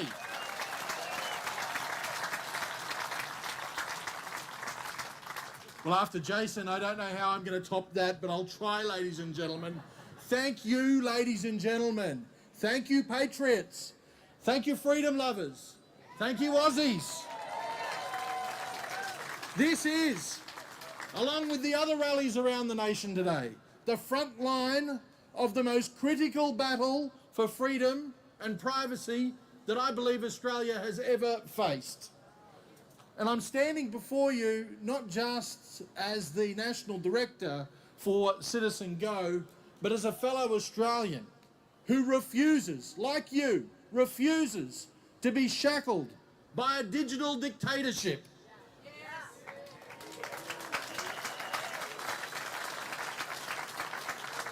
Today, all of us rise up against the Digital Identity Bill 2023, this monstrous scheme that was hatched in the corridors of power to chain every one of us to an omnipresent digital eye. The bill, as you know, has been said before, was rammed through the Senate with brazen disregard for debate. That was a blatant slap in the face for democracy itself, ladies and gentlemen. But let me make one thing clear. This is the hope. The fight is far from over. The bill still has to go through the House of Representatives. So what are we going to do about it? What are you going to do about it? Are you going to quietly consent as your freedoms, as your privacy is auctioned off to the highest bidder? Are you? This legislation, ladies and gentlemen, binds your most private details, your identity itself, into a single digital profile directly under the puppet strings of Big Brother. And they sell this Orwellian nightmare as convenience, as safety, lies packaged under the cloak of security. Imagine that. Government protecting us. Where have we heard that before? And, you know, it would be good to think that there could be some legislation that stops this digital ID from going any further, from being compulsory. But the reality is right now, it's compulsory in some instances. The government has actually got in the bill exemptions so that, for instance, a bank could say, if you want to bank online, you must have this. And guess what? If you don't want to have digital ID, you've got another option. You can go to one of the many branches that we're currently closing down or making cashless. Just remember, ladies and gentlemen, a government that is big enough to give you everything is a government big enough to take away everything that you have.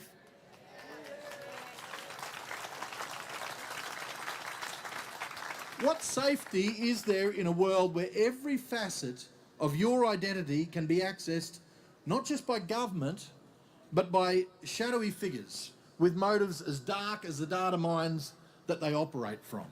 We've seen chilling previews of this story before in places like communist China, where digital IDs and social credit scores clamp down on every citizen's freedom like a vice? Do you want a future where your worth is measured by compliance, where dissent is suffocated by digital shackles? It's not a future that I want. Ladies and gentlemen, this isn't just about privacy. It's about preserving the essence of what it means to live free from the invasive tentacles of a surveillance state. And it's time to raise our voices louder than ever.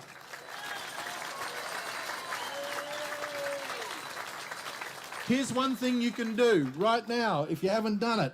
Go to the One Nation website, sign the petition opposing this terrible and tyrannical bill. Get on there and do it. But don't stop there. I mentioned Citizen Go before, the organisation that I represent. It's an organisation that defends life, family and, importantly, liberty here in Australia. Join us as we mobilise against this digital ID bill. Join us as we battle against the government agenda that seeks to normalise control, that seeks to extinguish liberty. I want to ask each and every one of you today, are you going to stand idle? No. Or will you fight back? Yes. If you want to fight back, repeat after me. We will not be profiled. We will not be profiled. We will not be tracked. And we will not be silenced. Together, we need to send that thunderous message to those who dare to dream of controlling us. We are Australians, not digital codes to be scanned, sorted and tracked. So thank you, brave Australians. Together, we are going to defend our liberty. Together, we're going to ensure that this country remains a land of the free, not the land of the monitored. Stand strong, stand defiant, and let freedom ring across the great nation. Now, I just want to say a few more things. We really, really cannot be apathetic about this. It's often in the Australian trait, she'll be right, mate. In this instance, she's not right at all. She's been buggered for a long time. And we all need to get off our backsides and do something. Because if this bill is left unchecked, if it's left to pass the Parliament, then it could become the most coercive tool in the arsenal of any government that seeks to control you rather than what they should do according to our Constitution, which is serve you. Not by your choice, but by mandate. Imagine a world where every move, every transaction, every login is monitored, recorded. It's not progress, ladies and gentlemen, that's madness. That is madness. And the proponents of the digital ID bill, they sell it as a pathway to modernisation, as a solution to bureaucratic inefficiency. But you've got to ask yourself, at what cost? At what cost? Efficiency at the expense of freedom? Well, that's just tyranny by another name. We've got to look beyond the surface, and this is where we can communicate to our friends, our family members, and our neighbours, workmates who aren't awake to this yet. Efficiency at the expense of freedom is simply tyranny by another name. Question the narratives that are being sold to you. Demand transparency and accountability from those in power. The digital ID system is built as a tool for convenience. It's a way to streamline government services, they say. But that's a double-edged sword. With every swipe, click, with every entry, you're voluntarily handing over the keys to your privacy, allowing the government, and then it's going to be big corporations, government and big corporations. When they were joined together back in World War II, we called it fascism. Government and big corporations, and indeed any hacker that's savvy enough to break the digital vaults, they will gain a peek into your most intimate details of your lives. So we can't let others be blinded by the digital dazzle.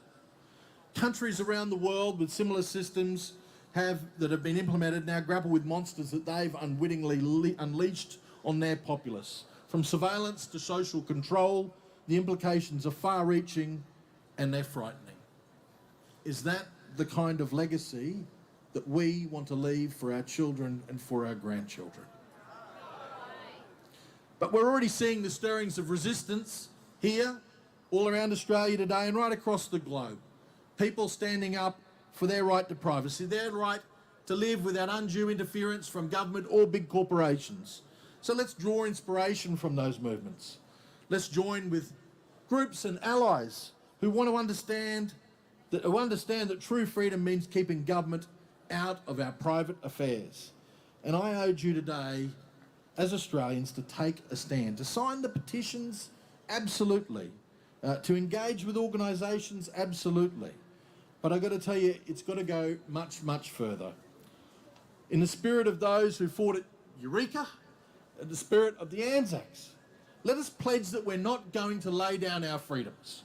We will not be digitally branded cattle herded by government whim.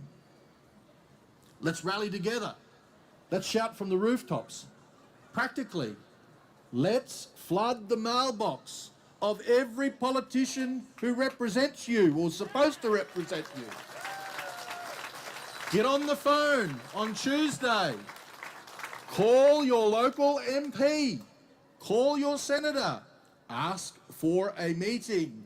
As a former politician, I guess I'm one again now, I'm in local government, but recovering federal politician, I can tell you, nothing makes a politician's knees knock like a voter demanding a meeting.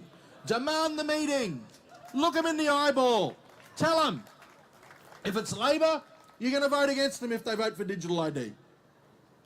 If it's Liberal or National, tell them, I'm going to vote against you if you don't repeal digital ID if it comes in. Simple.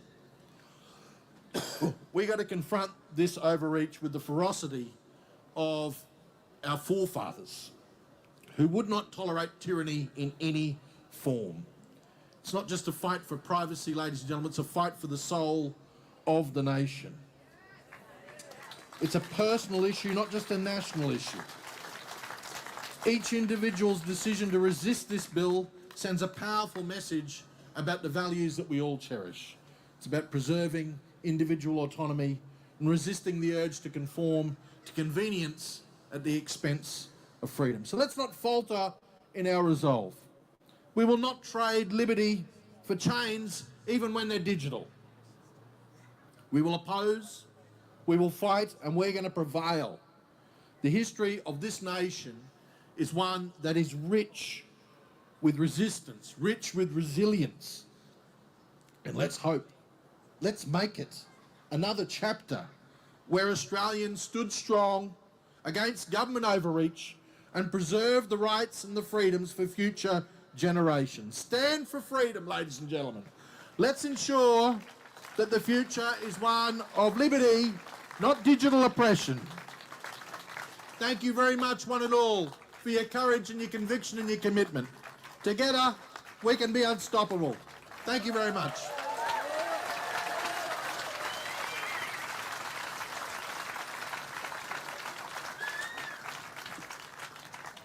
So that wraps up our speakers for today. We're going to hear from one person. We all love him. He's got one more thing to say. It's our favourite senator here in Australia, Malcolm Roberts.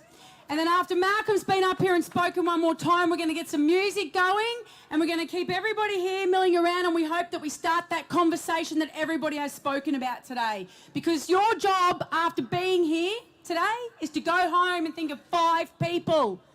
5 people that you can tell about what you have learnt. Because if there's any way we're going to win this fight, it's from the ground up. It's you people out there that I'm looking at right now. So let's welcome Malcolm Roberts, Senator Malcolm Roberts.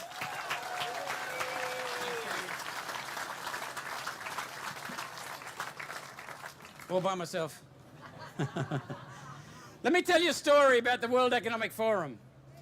About 2 years ago, 18 months maybe, they put up a half-page note on strategy in the World Economic Forum, public, for everyone in the world to see. They said there are many countries around the world that are becoming redneck, racist, Islamophobic, homophobic, transphobic, on and on they went. And they mentioned one country Ours, Australia. What do you reckon? You're a bunch of rednecks, racists, homophobes, Islamophobes, transphobes. And Pauline's been building them since 1996, and I've been building them since my first speech. And they mentioned one party in the whole world, one nation. They are scared of us. Make no mistake, they are scared of us. And when I say us, I'm not talking about one nation. I'm talking about one nation and the people. I see Jim Wilmot there smiling. Up until recently, they've had a gab fest at Davos every January. They've preened themselves, but been quiet about it. Then they started to become a bit vocal. Now the last two Davos summits, they've been ridiculed around the world because we've been smashing them. And same with that, journalists now are going over there exposing them. And now at Davos, they're ridiculed. These bastards want to control every one of us, but they don't even know which way's up. Australia, at the turn of the previous century, had the highest gross domestic product per person in the world. Number one. A recent report in the United Nations said that Australia is the richest when it comes to natural resources. Not just our coal, not just the gas, biggest exporters of hydrocarbon fuels, coal, oil and natural gas. Not just our metals, not just our soils, not just our climate. Wonderful climate, you can grow almost anything, anytime. Our people. We used to have educated people, we're not so sure anymore. But our people are wonderful. Number one, fighting above our weight in war, sports, business, academics, arts, you name it, Australians dominate. So we have no excuse. We've got enormous potential above us in the largest market in the world, Asia, just screaming for our clean products. Enormous potential, enormous opportunity. And where are we now in per capita income? Heading for number 20. Richest country in the world. Why? Is it because of you? The people? No, it's not. It's because of the bastards who've misgoverned us. There are 8 keys for human progress that I've made a list of over the years. Number 1 is freedom. Stolen. Number 2, rule of law. They've reversed that and now they act with impunity and break the laws. That's what the governments do, state and federal. Number 3 is a stable constitution. Our constitution is still intact, but it's just not abided by the red and the blue, nor the greens. Then we have secure property rights. John Howard, of all people, his government stole them in 1996 to comply with the UN's Kyoto Protocol. And look at Jim for Property Rights Australia nodding strongly. John Howard's government stole farmers' property rights. You want to know why food prices are going up? Because they don't control their production anymore. Bureaucrats do. Then we also have efficient energy. We had efficient energy. We've gone from being the cheapest in the world for electricity to amongst the most expensive. Yet we're the biggest exporters of hydrocarbon fuels in the world. We can't use the stuff here. This has happened under our watch. Anyone who's 60 or more, it's our watch. Honest money. We don't have honest money. The banks run this joint. And the 4 banks we have, the major banks, NAB, Commonwealth, yes, use cash, I'll endorse that, use cash. NAB, Westpac, ANZ, Commonwealth Bank, all of them have a controlling interest in them with BlackRock, Vanguard, State Street. We don't have 4 banks, we have 1 bank with 4 logos. And they run the joint because we have fallen asleep as people in this country. Families are next essential for human progress. They've been smashed by the United Nations and the World Economic Forum. Absolutely gutted. Family law is the slaughterhouse of the nation. Honest taxation, that's the number 8. Honest taxation. We don't have honest taxation. We have unfair taxation. We have multinationals not paying a cent, using our facilities and not paying a cent. Who pays their tax for them? We do, the people of Australia. So that is reflected, all those things are reflected in our key policies in terms of key areas of policy in this country. Energy. The LNP introduced every major destruction of our energy system in this country. LNP, Liberal Nationals. Labor has come along in each case and ramped it up.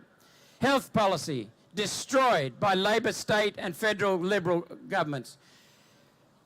Oh, I've got to stop myself. The country is in a mess thanks to policies from the Liberal Labor duopoly, which is really a uni-party. Housing, they're bringing in 750,000 migrants for permanent status, permanent residency, citizenship in the last 12 months, in addition to 2.3 million people on working visas, non-residential visas, plus 400,000 tourists, all looking for a bed, all looking for a roof. Wonder why rents are going up? That's the reason. And why are they doing it? Because both Liberal and Labor want to avoid being in a recession. But we are in a per capita recession. What they do is they flood the joint with new migrants and raise the gross domestic product so that it doesn't go into negative growth.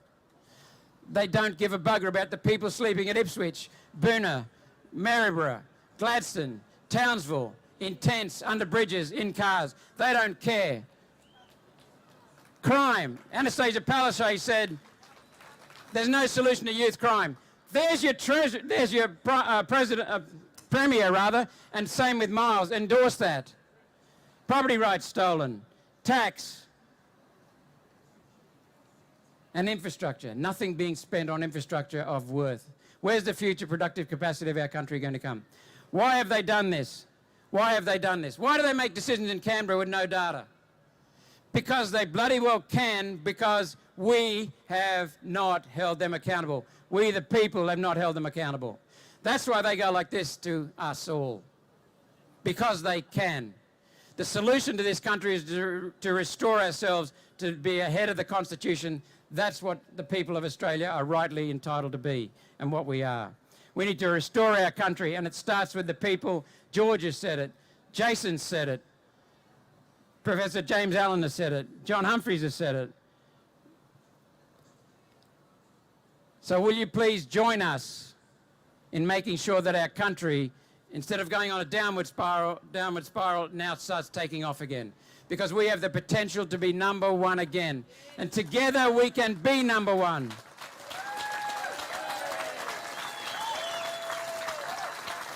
I'd like any young people here, Josh, stand up please. Any young people here who want to join One Nation or start working with us to come up and join Josh. We've got a few young people very, very keen to establish One Nation amongst the young people.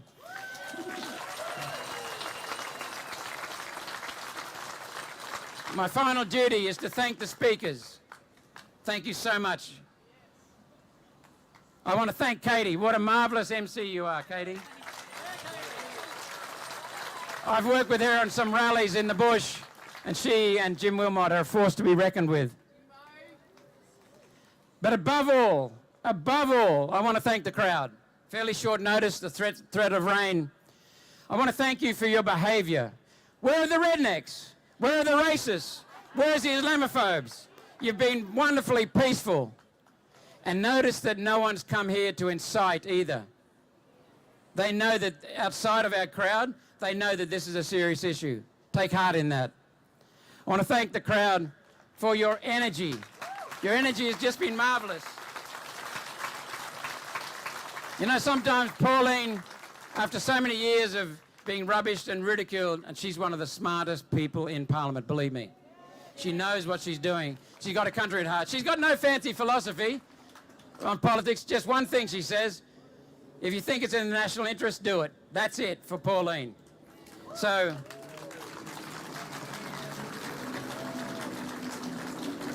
I draw enormous sustenance from seeing people like we're seeing in front of me now. It's amazing. I see Sue here as a volunteer. I see other people that I recognise. Sometimes our bums are dragging in the Senate. It just gets a bit overwhelming. But we will never stop. Pauline and I are so similar in our DNA. We will never stop. We will persist. Thank you for coming, because you just reinvigorated the little one.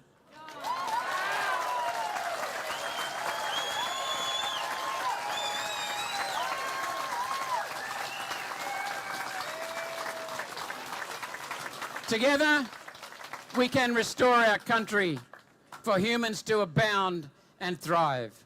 Together, we can restore our country for humans to abound and thrive. I want to introduce Emily James Trio and then the other guests.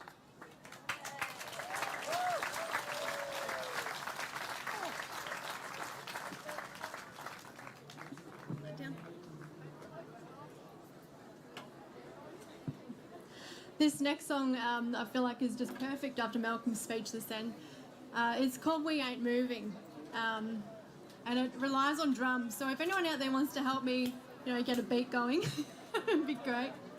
And if you want to support us, you can download our album on our website and support us on social media, just any way you can. All right, ready? I was fast asleep. I was in a dream. I was in a slumber. Tell you, oh, till you woke me up. You showed me what was real. Now I'm wide awake, standing here. I can't go back. The truth is out, your lies are gonna crack, and you can't stand in my way. I ain't moving, no, I'm here to stay. All things I thought were real, I couldn't really see. They had me in a blindfold, so they lied too many times. They tried to make me high. They told me I was alone, I must abide, but I can't go back. The truth is that your lies are gonna cry. No, you can't stand in my way. I ain't moving, no, I'm here to stay.